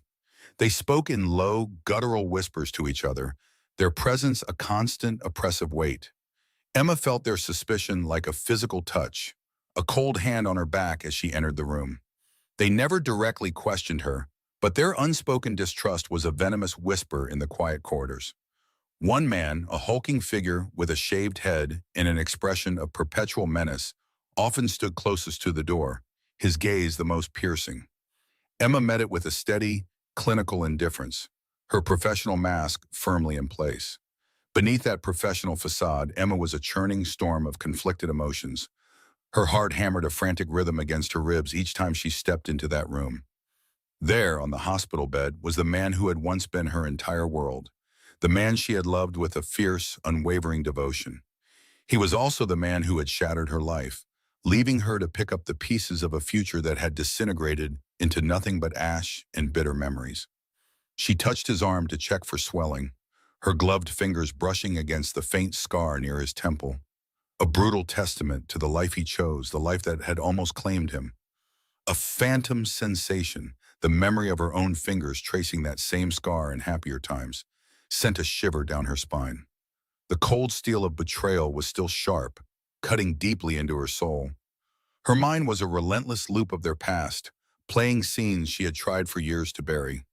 She saw his charming smile, heard his whispered promises, felt the warmth of his hand in hers. Then the abrupt, inexplicable silence, the empty apartment, the growing bump of her pregnancy, and the crushing realization that she was utterly alone. The secret of Lily, their daughter, sat like a heavy stone in her stomach, a constant, gnawing worry. What would happen when he woke? Would she tell him? Could she protect Lily from the dangerous world Marcus inhabited? The questions swirled, a dizzying current threatening to pull her under. Alex Chen, ever observant, noticed the subtle shift in Emma. Her usual sharp wit was dulled, replaced by a quiet intensity that bordered on exhaustion. He often found her staring blankly at charts, her gaze distant, her brow furrowed in a way that spoke of a burden far heavier than any surgery. He would offer a brief, sympathetic nod, sometimes a gentle question about her workload. But Emma deflected with practiced ease. She could not speak of the man in room 307. She could not utter his name, could not explain the intricate web of pain and love and fear that bound her to his unconscious form. Alex knew she was dedicated, but this was different. This was a silent torment. Even at home, the warmth of Emma's apartment, usually a sanctuary, felt thin. Lily, her 13-year-old daughter, was a perceptive child, acutely sensitive to her mother's moods. She noticed the new lines etched around Emma's eyes, the way her mother often seemed to be looking through her, lost in some distant, troubling thought. The easy laughter that usually filled their evenings was now replaced by long stretches of quiet, punctuated by the clinking of dishes or the rustle of Lily's sketchbook pages. Lily often caught her mother staring out the window, a melancholy expression on her face, her hands sometimes unconsciously rising to touch the silver locket at her throat. One afternoon, Lily approached Emma, her eyes wide with concern. "Mom, are you okay?" she asked, her voice soft, almost a whisper. "You seem wet." Emma forced a smile, a brittle, strained thing that did not reach her eyes. "I'm just tired, sweetie. Long hours at the hospital." She hugged Lily tightly, burying her face in her daughter's dark curls, inhaling the comforting scent of shampoo and young skin. In that embrace, a wave of fierce protectiveness washed over her, momentarily eclipsing the confusion and the pain. Lily was her anchor, her reason for everything. She had to shield her from the darkness that now threatened to seep back into their lives. But the darkness was insidious. It seeped into the edges of Emma's consciousness, twisting her dreams into fragmented nightmares, where Marcus's face was both lover and ghost, and Lily was always just out of reach. She would wake with a pound, her heart pounding, the sheets tangled around her like a suffocating net. The weight of her secret, the knowledge that Lily was growing up in ignorance of her true father, pressed down on her with renewed intensity. She would sit up in bed, staring into the dark, her fingers locked around the silver locket, its cool metal a constant reminder of a broken promise and a life irrevocably altered. The news reports, once a distant hum in the background of their lives, now took on a new, sinister relevance. Every mention of gang activity, every fleeting image of police tape or shadowed figures sent a fresh jolt of anxiety through Emma. She watched them with a morbid fascination, searching for any clue, any sign that might explain Marcus's absence all those years ago, or shed light on the violence that had brought him back into her life. But there was only speculation, vague references to shifting power dynamics and old rivalries. The silence around Marcus's life was as impenetrable as the walls of his guarded room. Lily, too, had started paying closer attention to the television. The local news channel often ran segments on the ongoing gang violence, featuring grainy images of crime scenes and interviews with police spokespeople. One evening, as Emma was preparing dinner, the television in the living room droned on with another report. Emma heard snippets of the broadcast. Ongoing investigation. A major figure in the city's underworld. No official identification released. She glanced over her shoulder, seeing Lily hunched over the coffee table, her sketchbook open, a pencil moving rapidly across the paper. The report continued, describing the suspect in the shooting, a man believed to be connected to the recent wave of violence that had put Marcus in the hospital. The reporter spoke of a man in his early 40s, known for his imposing presence, a sharp dresser, with a distinctive scar near his left temple. Emma's hands stilled over the chopping board, a cold dread seeping into her bones. She turned slowly, her movements slow, deliberate, as if approaching a skittish deer. Her gaze dropped to the sketchbook. There on the white page was a drawing of a man's face. It was not a perfect rendering, drawn with the innocent, slightly exaggerated lines of a young artist, but the resemblance was unmistakable. The strong jawline, the intensity in the eyes, even a faint, jagged line near the left temple. All were there. It was the face of a man Emma knew intimately, a face that had haunted her dreams and her waking hours for over a decade. It was Marcus, A younger, more vibrant Marcus, exactly as he had looked before he disappeared from her life. Her heart, a fragile thing already, nearly stopped in her chest. Emma stared at the drawing, her heart doing a frantic dance against her ribs. Lily's small fingers had rendered the man's features with an uncanny precision, a youthful strength in the jawline, the sharp, intelligent eyes, a certain curve to the lips. It was Marcus, undeniably a younger version, caught in the flush of memory or imagination. The scent of graphite and colored pencils filled the air, a familiar comfort in their cozy living room. But Emma felt a sudden icy chill spread through her veins. Lily sat cross-legged on the rug, her dark curls falling over her concentrated face as she added a final, almost imperceptible line to the collar of the drawn figure. The soft scratch of her pencil against the thick paper was the only sound in the sudden, heavy silence. "Lily, darling," Emma began, her voice a little too soft, a little too strained. Her fingers locked around the warm ceramic of her tea mug, a desperate anchor in the sudden storm brewing inside her. She knew if she let go, she would surely drop it, shattering the quiet peace of their evening and her carefully constructed facade. A faint tremor ran through her hand. Where did you see this man?" Lily looked up, her bright, curious eyes meeting Emma's, a spark of innocent pride shining within them. She offered a small, disarming smile, completely oblivious to the silent turmoil she had just unleashed. "On the news, Mom. You know, when they were talking about the hospital and the shooting, he was just a tiny bit on the screen, really fast." She gestured with her pencil, a swift, fleeting motion, indicating the corner of an imagined television screen. "But I remembered his face. It was strong." The simple, honest declaration struck Emma like a physical blow, reverberating through her very core. A knot tightened in Emma's stomach, coiling into a cold, hard ball. The news report from a week ago, the brief, shadowy figure, the uneasy feeling she couldn't place, dismissed as mere fatigue. Now Lily's innocent words confirmed her deepest, most chilling fear. Her daughter, her precious, unsuspecting daughter, had seen him. She had seen her father, a man Lily knew only through fragments and carefully edited stories Emma constructed to shield her. The soft glow from the table lamp, usually so warm and inviting, cast long, distorted shadows across Lily's artwork, making the drawn face seem to leap from the page with an almost menacing vitality.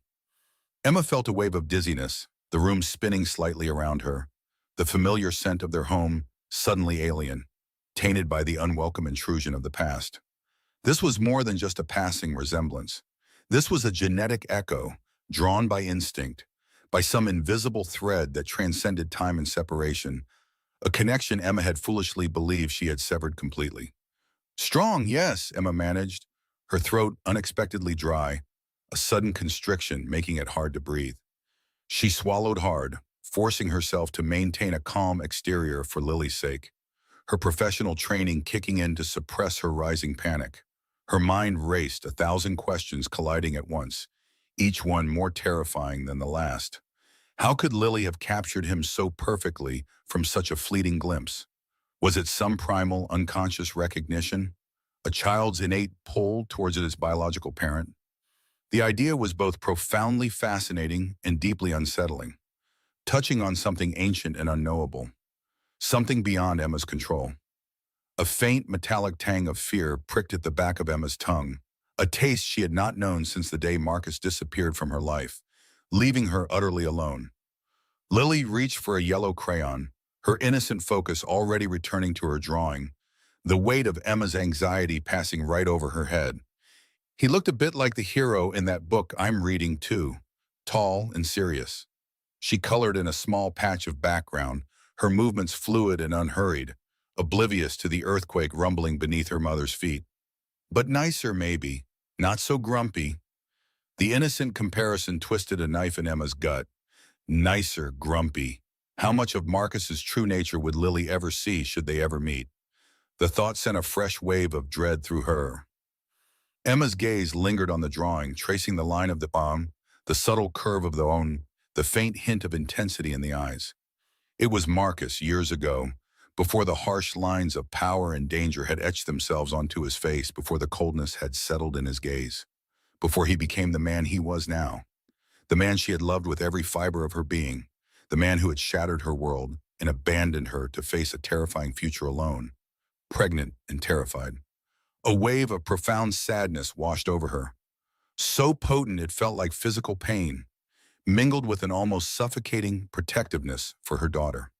Her daughter, so innocent, unknowingly connecting with the very source of Emma's deepest pain, the man who had set the course for all their lives without ever knowing. The silence in the room stretched, punctuated only by the gentle scratching of Lily's crayon, each sound amplifying Emma's internal turmoil, the echo of her past growing louder. "Mom, is something wrong?" Lily's voice, now laced with a hint of concern, broke through Emma's daze, pulling her back from the brink. She had stopped coloring, her eyes, so much like Emma's own, fixed on her mother's face, searching for answers, sensing the shift in the atmosphere. Emma forced a smile, a brittle, fragile thing that felt as though it might crack at any moment. "No, darling, not at all. It's a wonderful drawing, really. You're so talented."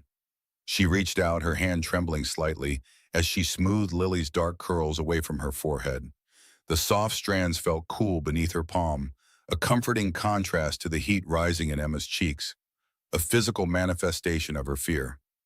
The warmth of Lily's presence was a desperate lifeline, pulling her back from the edge of a precipice, reminding her of the life she had fought so hard to build, the sanctuary she had created. But the image of the drawing, the chilling accuracy, was burned into her mind, an unwelcome prophecy she could not unsee. It was a silent testament to a connection she had tried so desperately to sever, to deny, to forget. Lily looked pleased, a small, genuine smile gracing her lips, and resumed her coloring.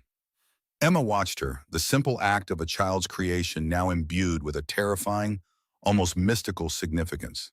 The air in the apartment, usually so comforting and safe, now felt heavy, charged with unspoken truths, with the specter of a past refusing to stay buried. Emma felt a deep ache in her chest, a familiar pain that had been dormant for too long, now resurfacing with a vengeance. This drawing was not just charcoal and paper. It was a bridge unknowingly built by her own daughter, connecting her to the very past she had tried to bury, the man she was currently keeping alive in her hospital. The thought sent a shiver down her spine, despite the relative warmth of the apartment, a cold dread that settled deep in her bones. She felt as though she was walking on a thin sheet of ice, and the cracks were starting to spread, threatening to plunge her into the freezing depths of her unresolved history. Every fiber of her being screamed to protect Lily from this man, from this dangerous world. Yet here he was, already seeping into their lives through the innocent stroke of a pencil, through a child's intuitive gaze. The sheer power of that unconscious recognition left Emma breathless, a silent testament to the undeniable, unbreakable bond between parent and child. She folded her hands tightly in her lap, her knuckles white, trying to quell the rising tide of fear in a strange, unfamiliar anticipation. What would happen when he finally woke? And what would happen if he ever saw this drawing? The questions swirled, a relentless vortex in her mind. The next few days at the hospital passed in a blur of focused intensity for Emma, yet underneath her professional facade, a relentless current of anxiety pulled at her. She kept her distance from Marcus's room as much as her medical duties allowed, preferring to review his charts from the nurse's station, the stark white pages offering a safer, less emotionally charged interaction. The air in St. Jude's always carried the faint, sterile scent of antiseptic, a smell that usually signified order and healing. But now, for Emma, it felt laced with the heavy odor of impending confrontation. She found herself constantly glancing at the clock on the wall, each tick a stark reminder of the inevitable, drawing closer with every passing hour, every beat of her own wary heart. Dr. Alex Chen noticed her preoccupied air, his kind eyes often lingering on her with a silent question. He knew her well enough to recognize the subtle tension in her shoulders, the way she sometimes stared blankly at a chart without truly seeing it, the faint shadows under her usually vibrant eyes. Emma would offer a tight, professional smile in return, a practiced deflection to any deeper inquiry. She knew he sensed something amiss, perhaps attributed it to the stress of a high-stakes surgery, but she was adept at compartmentalizing, at erecting invisible walls around her heart. The weight of her secret, of Lily's drawing, pressed down on her, a constant dull ache in her chest, a phantom limb of pain that would not let her forget. She had carefully tucked the drawing away in a folder, hidden deep within her apartment, safe from prying eyes. But its image was seared into her memory, a silent accusation, a constant echo of the past. Then, 3 days after Lily's drawing, the call came. It was late afternoon, the fluorescent lights of the hospital casting a harsh, unforgiving glow on the busy corridors, revealing dust motes dancing in the artificial light, indifferent to the human drama unfolding. Emma was discussing a post-op recovery plan with a junior resident, her voice calm and authoritative, her hands gesturing precisely when her pager vibrated insistently against her hip. The sudden jolt made her jump, a sharp intake of breath. She glanced down, her breath catching in her throat, her blood running cold. Marcus Thorne's room number flashed on the small screen, followed by an urgent code. Patient stirring, increased neurological activity. The sterile plastic of the pager felt cold against her skin. A cold wave washed over Emma, instantly dispelling her carefully maintained professional calm. The familiar hum of the hospital, usually a comforting backdrop to her demanding days, now sounded like a distant, menacing roar in her ears, closing in on her. Her hands felt clammy, a nervous tremor starting deep within her, a primal fear seizing her, gripping her stomach. This was it, the moment she had dreaded, yet, in some strange, unsettling way, also anticipated with a morbid curiosity, an itch that demanded to be scratched. Her mind replayed Lily's innocent words, "He was strong," and the vivid image of her daughter's drawing superimposed itself over the flashing pager screen, mocking her attempts at control, at denial. The thought of Marcus, awakening, becoming fully conscious, was a tidal wave threatening to crash over her carefully constructed world, eroding every defense she had built over 13 years. She excused herself abruptly from the resident, her voice tighter than she intended, a sharp edge to her tone that startled the younger doctor. "I need to go, immediately." The resident looked at her with a flicker of surprise, unaccustomed to such an abrupt departure from the usually composed and meticulous Dr. Hayes. Emma didn't wait for a response. She was already moving, her surgical clogs making soft rhythmic thuds against the polished linoleum floor. Each step feeling impossibly heavy, each sound echoing the frantic beat of her own heart. A drum roll to her fate. The antiseptic smell of the corridor suddenly felt suffocating, trapping her, closing her in with her fears. As she moved towards Marcus's wing, the air grew heavier, the silence more pronounced around his heavily guarded room, a pocket of ominous calm in the otherwise bustling hospital. Two of his men, hulking figures in dark suits, stood impassively outside the door, their presence a stark, undeniable reminder of the dangerous world he inhabited, a world Emma had desperately tried to escape. They watched her approach, their eyes cold and assessing, a silent challenge in their unwavering stares, a thinly veiled distrust that felt like a physical pressure.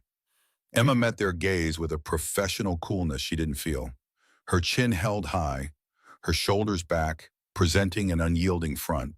She was a doctor, performing her duty, bound by her oath, by her unwavering professionalism. She was Dr. Emma Hayes, the best heart surgeon, not the heartbroken, abandoned girl they might expect. But inside, her stomach clenched into a tight, painful knot, a cold, hard stone in her gut, heavy with dread. She pushed past them, her hand brushing against the cool metal of the doorknob, the contact sending a jolt through her like static electricity. Inside, the hushed intensity was palpable, the low murmur of voices barely breaking the tension. A nurse, Sarah, and another doctor were already by the bedside, their faces etched with a mixture of concern and relief, their eyes flickering to Emma as she entered, acknowledging her authority. The rhythmic beep of the cardiac monitor seemed louder, more insistent, counting out the seconds to Marcus's return to consciousness. Each beat a tiny explosion in the silence. Marcus lay in the bed, his head slightly turned, the soft white of the hospital pillow a stark contrast to his dark, unruly hair. His eyelids were indeed fluttering, a subtle, almost imperceptible movement, but a clear, undeniable sign of consciousness beginning to return. The scent of sterile linen and a faint, sweet smell of medication hung heavy in the air, cloying and oppressive, a reminder of his fragile state. Emma approached the bed, her movements precise, almost robotic, her face a mask of professional concern she hoped was impenetrable. She felt the sudden rush of heat in her cheeks, a telltale sign of her internal battle, betraying the calm exterior she struggled to maintain. She reached for his wrist, her gloved fingers finding his pulse, strong and steady beneath her touch, a testament to her surgical skill, to the life she had salvaged. He stirred then, a low groan escaping his lips, barely audible above the quiet hum of the life support machines and the distant hospital sounds. His brow furrowed, a faint frown appearing on his face as if he were fighting through a thick fog, trying to surface from a deep dark sea struggling to grasp reality.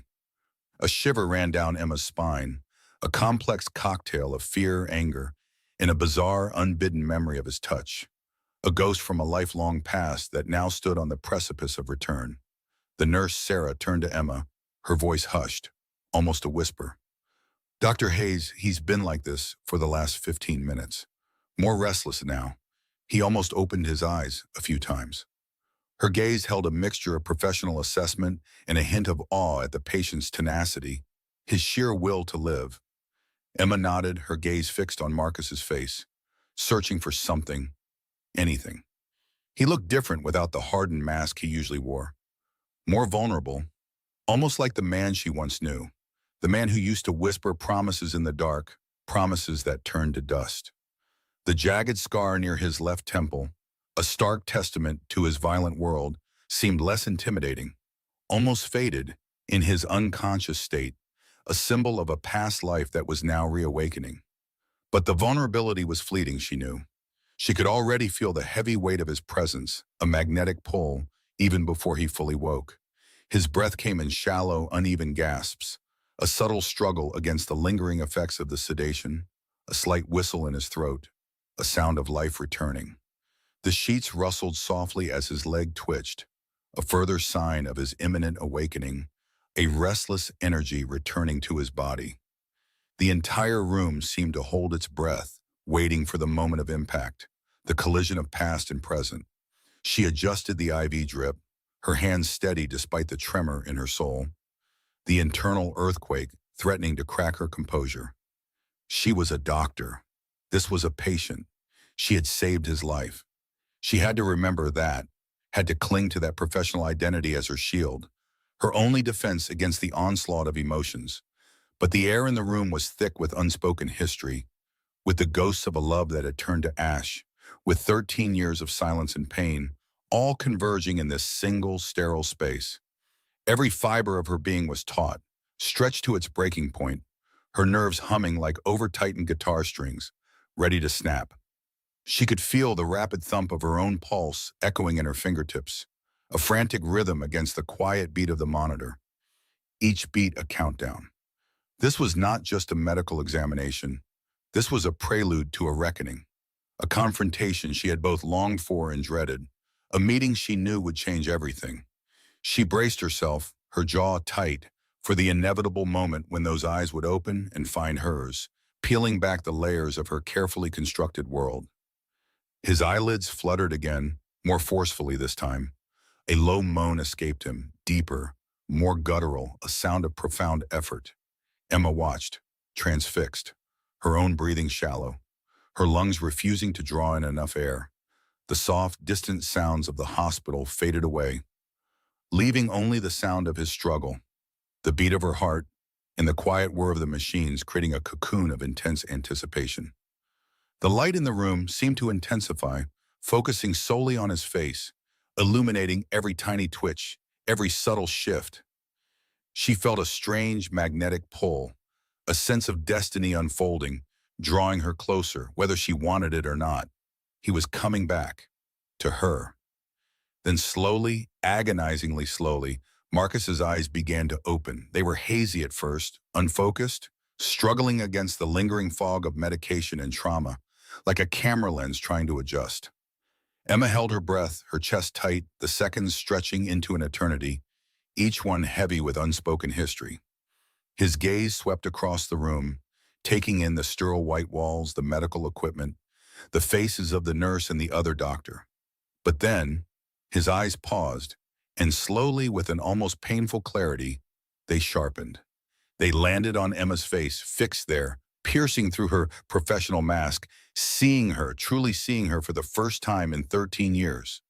A flicker of recognition, stark and undeniable, crossed his features, followed almost immediately by a deep, profound confusion, a wrinkle forming between his brows, a question forming in his gaze. The rhythmic beep of the cardiac monitor was the only sound Emma registered, a dull counterpoint to the thunder in her own chest. She watched Marcus Thorne, his eyelids now fully open, his gaze fixed on her. The haze of medication was clearing, replaced by an unnerving sharpness in his dark eyes she had once known so intimately. His breath caught, a shallow rasp in his throat, before a single hoarse word escaped his lips. Emma? The name, stripped of its former tenderness, felt like a branding iron against her skin. It was their first word exchanged in over a decade, a chasm of lost years and unspoken pain separating them. Emma forced herself to breathe, to push down the surge of memories threatening to overwhelm her professional composure. Her hand, resting on the cold steel of the bed rail, tightened almost imperceptibly. Mr. Thorne, she replied, her voice steady, clinical, a well-rehearsed shield. Welcome back. You are in St. Jude's Hospital. He blinked slowly, the effort visibly draining him. A network of tubes snaked from his body, disappearing under the pristine white sheets. The sterile scent of the room, a blend of antiseptic and something faintly metallic, filled her nostrils. He shifted slightly, a restless movement, and his eyes, though weak, roamed over her face, searching, questioning. Why are you here? He asked, his voice barely a whisper, yet carrying a familiar edge of command. Emma's spine stiffened. This was the moment. The dance had begun.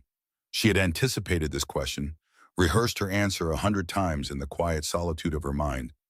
I am your attending surgeon, she stated, her words precise, leaving no room for argument or familiarity.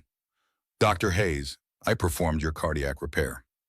His gaze sharpened further, locking onto hers. The sheer audacity of fate, she thought, to bring him back into her life in such a vulnerable state, at her mercy. A bitter taste filled her mouth, a mixture of triumph and profound sadness. She watched him absorb her words, the corners of his lips twitching almost imperceptibly. He was gauging her, she knew, sifting through her calm exterior for any sign of the woman he once knew, the woman he had shattered. My surgeon, he repeated, the words slow, heavy with implication. He wasn't asking for medical details. He was asking for an explanation of the universe's cruel joke. He was asking about their past. She met his gaze head-on, refusing to flinch. Her heart hammered against her ribs, a frantic bird trapped in a cage. But her face remained impassive. Yes, she confirmed, a single definitive word. The hum of the medical machinery seemed to intensify, filling the charged silence that hung between them. She could feel the weight of his scrutiny, like a physical touch, probing at the walls she had so carefully constructed around her heart. What happened, Bump? He asked, his eyes briefly flicking around the room, taking in the monitors, the IV stands. His memory, she surmised, was still fractured, clouded by trauma and medication. You were brought in with multiple gunshot wounds, Emma explained, her tone flat, factual, devoid of emotion. You sustained significant damage to your chest and abdomen. We stabilized you, repaired the damage to your heart, and you have been in a medically induced coma for the past week. She recited the facts like a textbook entry, distancing herself from the profound intimacy of the act of saving his life. He closed his eyes for a moment, a grimace of pain or perhaps memory fleeting across his face. When they opened again, the sharpness had returned, even more pronounced. He was piecing it together, she realized, the fragments of his violent world merging with the shocking reality of her presence. The air in the room grew heavy, thick with the unsaid, the years of betrayal and abandonment pressing down on them both. And you, he began, his voice still weak, but with an underlying steel she recognized. You were the one to fix me. His eyes searched hers, a dangerous glint within them. It was a test, a challenge. Was there anger in her? Pity? Resentment? He was looking for any crack in her carefully built facade. Emma held his gaze, her own eyes a cool professional blue. "It is my job," she replied, her voice unwavering. "I am a heart surgeon. I save lives. It is what I do." She refused to give him the satisfaction of seeing her pain, her anger, her profound sense of injustice. Every fiber of her being screamed to remind him of the life he had destroyed, the child he had never known. But she could not yet. A ghost of a smile, cold and unsettling, touched his lips. He understood her deflection, she realized. He always had been adept at reading between the lines, at sensing the currents beneath the surface. It was part of what made him so formidable, so dangerous. The distant murmur of hospital sounds, the muffled footsteps in the hallway, seemed to fade, leaving only the two of them in this sterile, emotionally charged space. He coughed, a dry, ragged sound that seemed to shake his frail body. Emma's medical instincts warred with her personal history. She wanted to check his vitals, to offer him water, to confirm his pain was managed. But the other part of her, the wounded woman, simply wanted to walk away, to leave him to the consequences of his choices. She remained rooted to her spot, her hands clasped tightly before her. "A heart surgeon," he murmured, his gaze never leaving hers. "The best, I hear." He watched her closely, searching for a reaction, a flicker of pride, a blush of acknowledgement. She offered him nothing. Her face remained a mask of professional detachment. The antiseptic smell in the room felt suffocating. He paused, a long, deliberate silence stretching between them. The hum of the oxygen concentrator filled the void. Emma could feel the heat rising in her cheeks, despite her efforts to remain cool. She hated this, hated the way he could still get under her skin, even in his weakened state. He was still Marcus, still charismatic, still dangerous. "You haven't changed much, Emma," he said, his voice dropping slightly, the edge of something softer, almost nostalgic, entering his tone. It was a deliberate ploy, she knew, designed to chip away at her defenses, to evoke a memory, a response. He was playing his game, even from a hospital bed. Her fingers locked around the cup she was holding.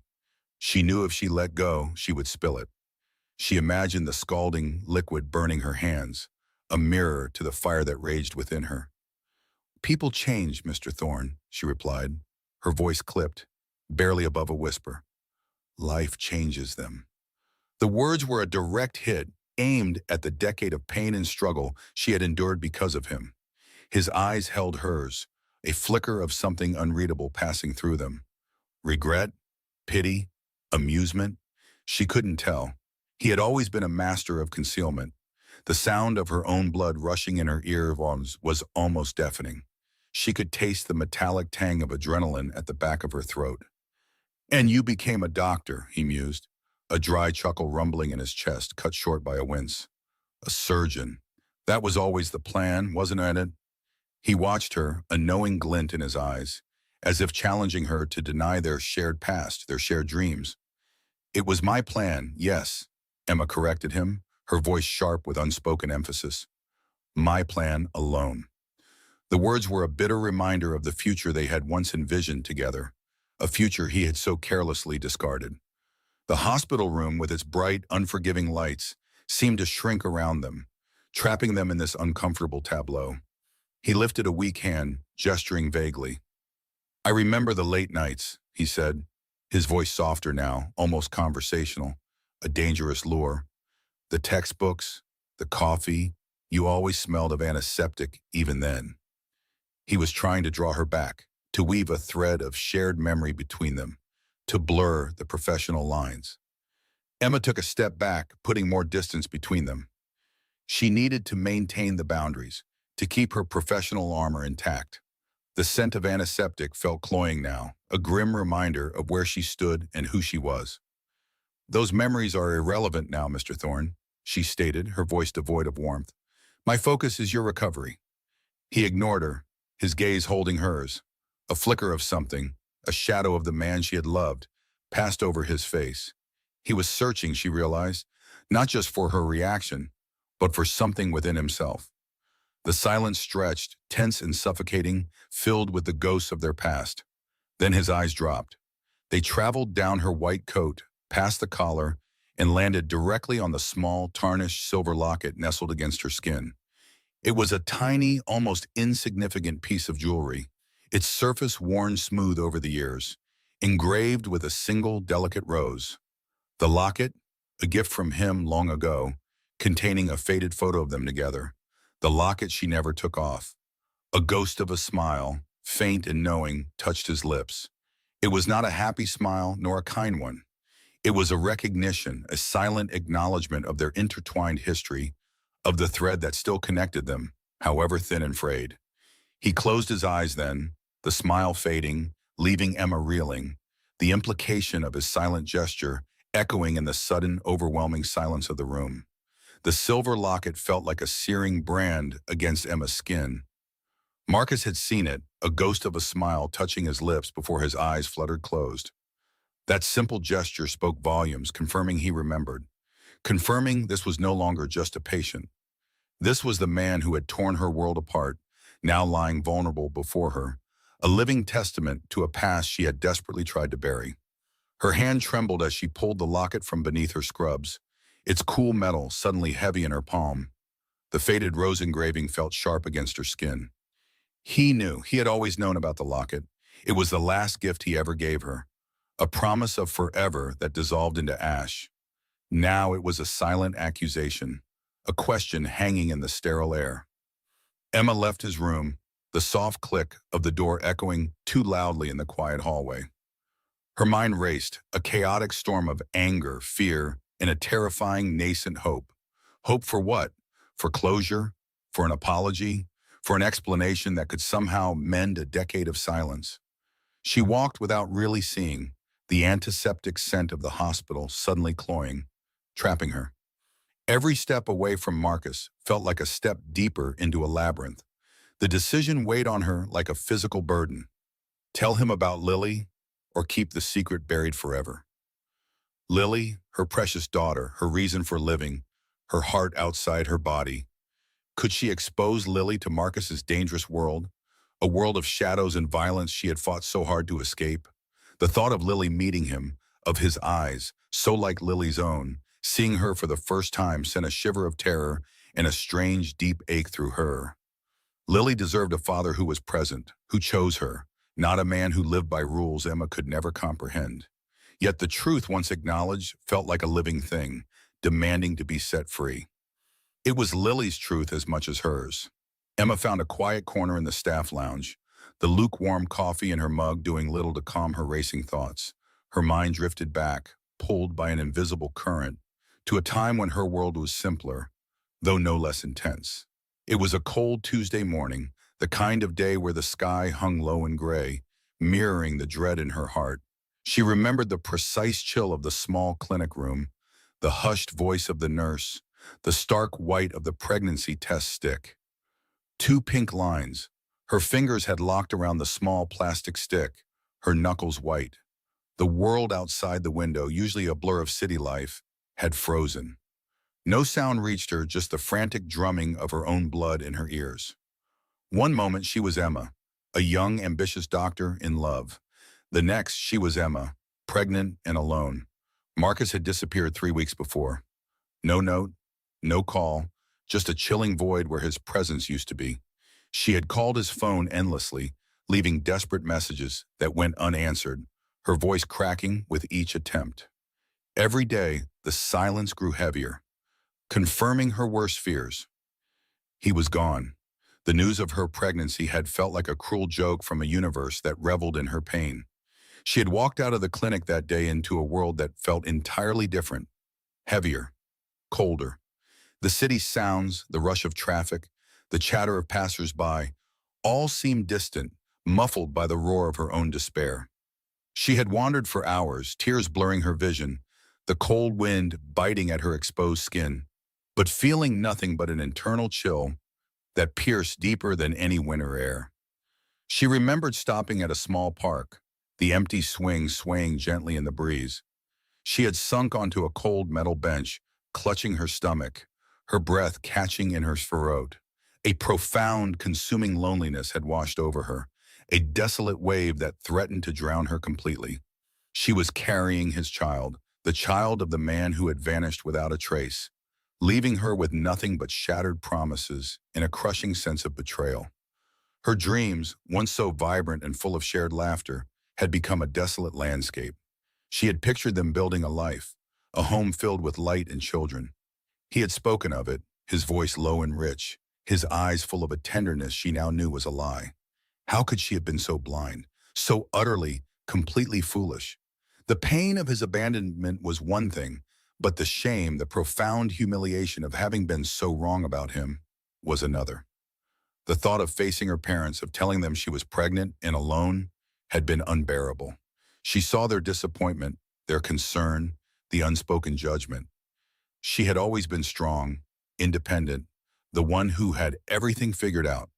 Now she was a wreck, her carefully constructed life crumbling around her. She had felt a fierce protective instinct bloom in her gut even then, a primal need to shield her unborn child from the chaos of her own making. She had made a choice that day, a choice born of desperation and a burgeoning, fierce maternal love. She would build a new life, a safe haven for her child, far away from Marcus and his world. She would become everything her child needed, and she would never, ever look back. That memory, raw and stinging, anchored her to the present. The pain was still there, a dull throb beneath her ribs.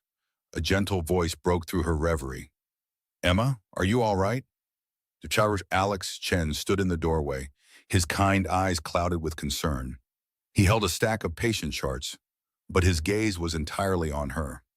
He had seen the tension in the air around Marcus Thorne's room, sensed the unspoken drama that clung to Emma like a shroud. He knew his friend, knew the way she compartmentalized, but this was different. This was too close, too personal. "Just a long day, Alex," Emma managed, her voice a little rougher than she intended. She cleared her throat, trying to regain her professional composure, to pull the mask back into place. Alex stepped further into the lounge, setting the charts on a table. "It's more than that, isn't it?" he asked softly, his tone empathetic, not probing. "The air around that patient's room, it's thick enough to cut with a scalpel." He paused, looking at her, waiting. "You don't have to say anything, of course, but you know I'm here if you need to talk. About anything." His words, simple and genuine, chipped away at her carefully constructed walls. Alex, steady and unwavering, had always been a quiet anchor in the demanding currents of the hospital. He had seen her through countless emergencies, supported her during difficult cases, and celebrated her successes. He knew her professional self inside and out, but her personal pain remained a locked vault. For a moment, a powerful urge to confide in him, to unburden herself of the secret that had gnawed at her for 13 years, welled up. To speak Marcus Thorne's name aloud, to admit the depth of the betrayal, to reveal the existence of Lily, his daughter, felt almost overwhelming. Her throat tightened, and she could feel the sting of unshed tears behind her eyes. But she couldn't. Not yet. The words caught in her throat, entangled with fear and habit. This secret was hers and Lily's. It felt too big, too dangerous to share.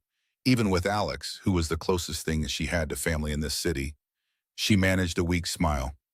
"I appreciate that, Alex. Truly." She stood, clutching her now cold mug. I have a lot on my mind." Alex nodded, his gaze lingering on her. He didn't press, understanding that some battles had to be fought alone, or at least decided upon in solitude. He simply offered a small, reassuring nod, then turned to his charts, giving her the space she needed. Emma walked away from the lounge, the weight of his unspoken understanding settling around her. His quiet support, his gentle question, had not offered solutions, but they had created a tiny crack in her resolve to remain silent. The wall she had built around her past, around Marcus, around Lily's true parentage, was starting to show fissures. She paced the quiet hospital corridors, the faint smell of cleaning solution and medication filling the air. Her decision to save Marcus had been purely medical, a testament to her oath. But now, with him awake, with the locket exposed, with Alex's kind words still echoing, The personal had irrevocably reasserted itself. Protecting Lily meant shielding her from Marcus's world. But what if protection also meant giving Lily the truth, allowing her to understand her own origins, no matter how complicated or dangerous? And what about Marcus? Did he deserve to know he had a daughter? The question felt like treason to her own pain, yet it persisted. She thought of Lily's bright, curious eyes, her intelligence, her innate sensitivity. Lily had a right to know her story, a right to understand why she had only one parent, why her mother carried such deep, unspoken sadness. And Emma herself yearned for release from the burden of this secret, from the years of silence and the quiet ache of unresolved betrayal. The decision crystallized slowly, not with a sudden flash of insight, but with a deep, steady certainty that settled into her bones. The path ahead would be fraught with danger, with pain, with unforeseen consequences. It would shatter the fragile peace she had built for herself and Lily, but it was the only path left. She had to tell him, not for Marcus, not entirely for her own closure, but for Lily, for the truth that belonged to her daughter. She would face him, speak the words that had been locked away for 13 years. She would lay bare the consequences of his abandonment, his betrayal, and the life he had unknowingly created. Emma took a deep, steadying breath.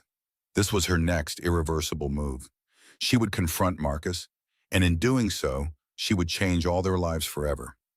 The sterile air of the hospital corridor felt strangely heavy around Emma as she approached Marcus's door. Each step echoed the frantic rhythm of her own heart against her ribs, a drumbeat of years of unspoken truths finally demanding release. She turned the cool metal handle, pushing the door inward, and then deliberately closed it behind her with a soft click, sealing them both inside a silent, fragile bubble. The muted sounds of the hospital, the distant cries, the murmurs of life and death, faded into an indistinct hum beyond the thick wood. Marcus lay in the bed, his face pale against the white pillow, a faint shadow of the formidable man she once knew and the dangerous man he had become. His eyes, sharp even in recovery, met hers, a flicker of guarded curiosity replacing the confusion she had seen before. Emma walked to the foot of his bed, her hands clasped tightly in front of her, the small silver locket pressing against her skin beneath her scrubs, a constant, tangible reminder of their shared, broken past. The antiseptic scent of the room seemed to cling to her, a bitter taste on her tongue. She took a slow, deep breath, tasting the metallic tang of unspoken emotion in the air. "There's something you need to know," she began, her voice steady, a calm surface over a churning sea of pain and resentment. Her gaze did not waver from his, searching for any sign of understanding, any hint of the man she had loved. "Something I should have told you a long time ago, but could not." Marcus watched her, his expression unreadable, his eyes narrowing slightly, anticipating a difficult conversation, yet utterly unprepared for the seismic shift about to occur. He lifted a hand, a slight tremor, visible, gesturing for her to continue, a silent command that still held a trace of his old authority. The fluorescent lights hummed softly overhead, casting a harsh, unforgiving glow on their faces, illuminating the lines of exhaustion and the weight of their history. "When you left," Emma continued, her voice gaining a quiet strength, years of buried anger lending it a steel edge. "When you disappeared without a word, leaving me to pick up the pieces of a life we were building, you left more than just me." She paused, letting the words hang in the air, allowing the full implication to begin its slow, agonizing seep into his consciousness. The silence in the room stretched, thick and suffocating, interrupted only by the steady beep of Marcus's bedside monitor.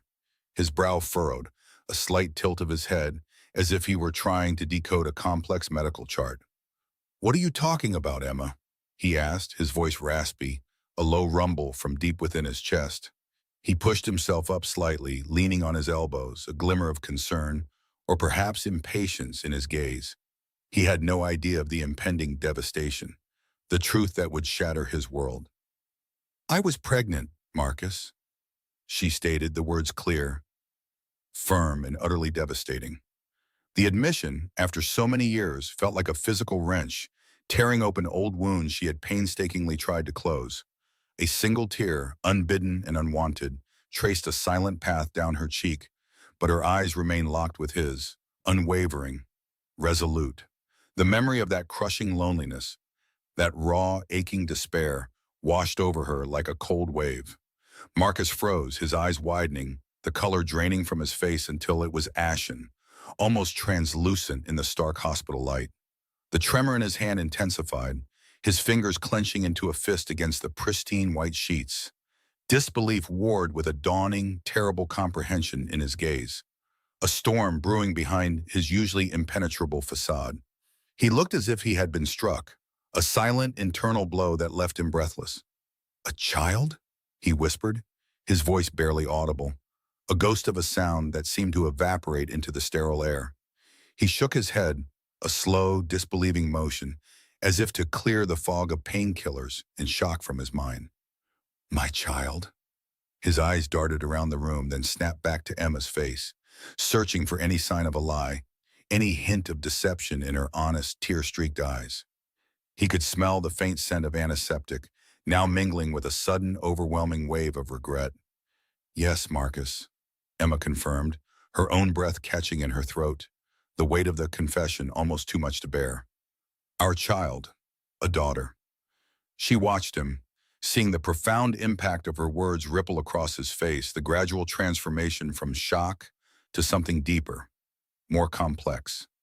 It was a mixture of disbelief, profound regret, and a dawning, overwhelming understanding of the life he unknowingly missed. The air between them crackled with an intensity that made her skin tingle. "Her name is Lily," Emma continued, her voice softening slightly as she spoke her daughter's name, a protective warmth entering her tone. "She is 13 years old now. You abandoned us both. You left me to face that entire journey alone, to raise her in the shadows of your absence, always wondering, always asking about the father she never knew." The years of resentment, of fierce independence forged in pain, colored her every word. Marcus lowered his head, his gaze falling to his hands, which now trembled uncontrollably. The scar near his left temple, usually a mark of his hardened resolve, seemed to pulse with a sudden, sharp pain. He saw Lily's face in his mind, a 13-year-old girl, a phantom child he had never held, never seen, never protected. The world he had built, the dangerous empire, seemed utterly meaningless in the face of this profound, irreplaceable loss. A deep, guttural sound escaped his throat, a mix of anguish and self-loathing. 13 years, he murmured, the words heavy with the weight of lost time, lost moments, lost memories. His voice was thick with emotion, a raw vulnerability Emma had not heard in years, perhaps never.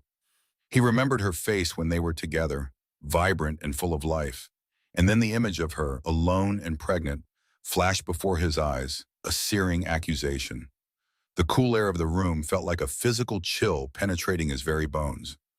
He slowly lifted his head, his eyes, usually cold and calculating, now filled with a desperate, heartbreaking plea, fixed on Emma's face. Tears welled in his own eyes, a sight Emma had never witnessed before, not even in their most intimate moments. The hard mask he wore for the world had finally cracked, revealing the broken man beneath. He felt the overwhelming urge to reach out, but his hands remained clenched, paralyzed by the enormity of his failure. Can I see her?" he asked, his voice barely a whisper, hoarse with the effort of controlling his emotions, of forming the impossible request. "Please, Emma, just to see her." The longing in his eyes was palpable, a stark contrast to the ruthless persona he projected. The desperation in his voice was a sound that pierced Emma's heart, despite all the pain he had caused. Emma studied him, her heart pounding a frantic rhythm, a complex storm of emotions raging within her. Years of resentment, of building walls to protect herself and Lily, battled with a nascent, unfamiliar stirring of pity, of understanding.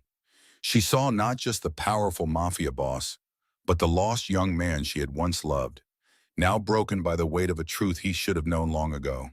The decision hung heavy in the air, a pivotal moment that would redefine all their lives.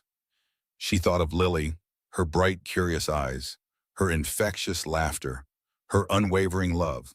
How would Lily react to this revelation, this sudden, dangerous intrusion into their carefully constructed, safe world? The risks were immense, the consequences unknowable. But Emma also remembered Lily's innocent questions about her father, the quiet ache in her daughter's heart for a connection she had never experienced. She knew deep down that Lily deserved the truth, however complicated. After a moment of heavy hesitation, a silent battle waged within her soul, Emma gave a slow, almost imperceptible nod. Yes, she breathed, the single word a fragile, uncertain bridge forming between their shattered pasts, a precarious promise of a future yet unwritten. The sound of her own agreement surprised her, a leap of faith into an abyss of uncertainty. She could taste the metallic tang of fear and hope on her tongue. A shudder passed through Marcus's body, a profound wave of relief and terror washing over him. A faint, almost imperceptible smile touched his lips, a flicker of genuine emotion Emma hadn't seen in over a decade. He closed his eyes for a moment, absorbing the monumental impact of her agreement, allowing the tears to finally fall. Silent rivers tracing paths through the grime of his past mistakes. He felt the cold touch of the bedsheets, a grounding sensation in his reeling world. Emma watched him, the raw vulnerability on his face a stark contrast to the hardened facade she had come to expect. She had walked into that room braced for anger, for denial, for a continuation of the old patterns. Instead, she had found a man utterly broken by the truth, exposed and stripped bare of his power. The silence now was different, less suffocating, imbued with the fragile promise of a new, terrifying beginning. She turned then, her movements slow and deliberate, her eyes lingering on Marcus for a final moment before she reached for the door. The confrontation, the long-awaited revelation, was over. The years of silence had finally been broken, and the truth, raw and unvarnished, now lay exposed between them. She opened the door, letting the muted sounds of the hospital return, a familiar hum that felt strangely comforting after the intensity of the room. As Emma left the room, the scent of antiseptic no longer felt quite so bitter. A new tentative path stretched before her, one where the pain of the past might finally begin to heal, and a family, however unconventional, might find its way towards an uncertain but hopeful future. What would you have done? One line in the comments. Let's argue it out together. Where did the story catch you? Which scene made you stop and think? A small like is a small move, but it's a big support for this channel. See you in the next story. Subscribe so you don't miss it.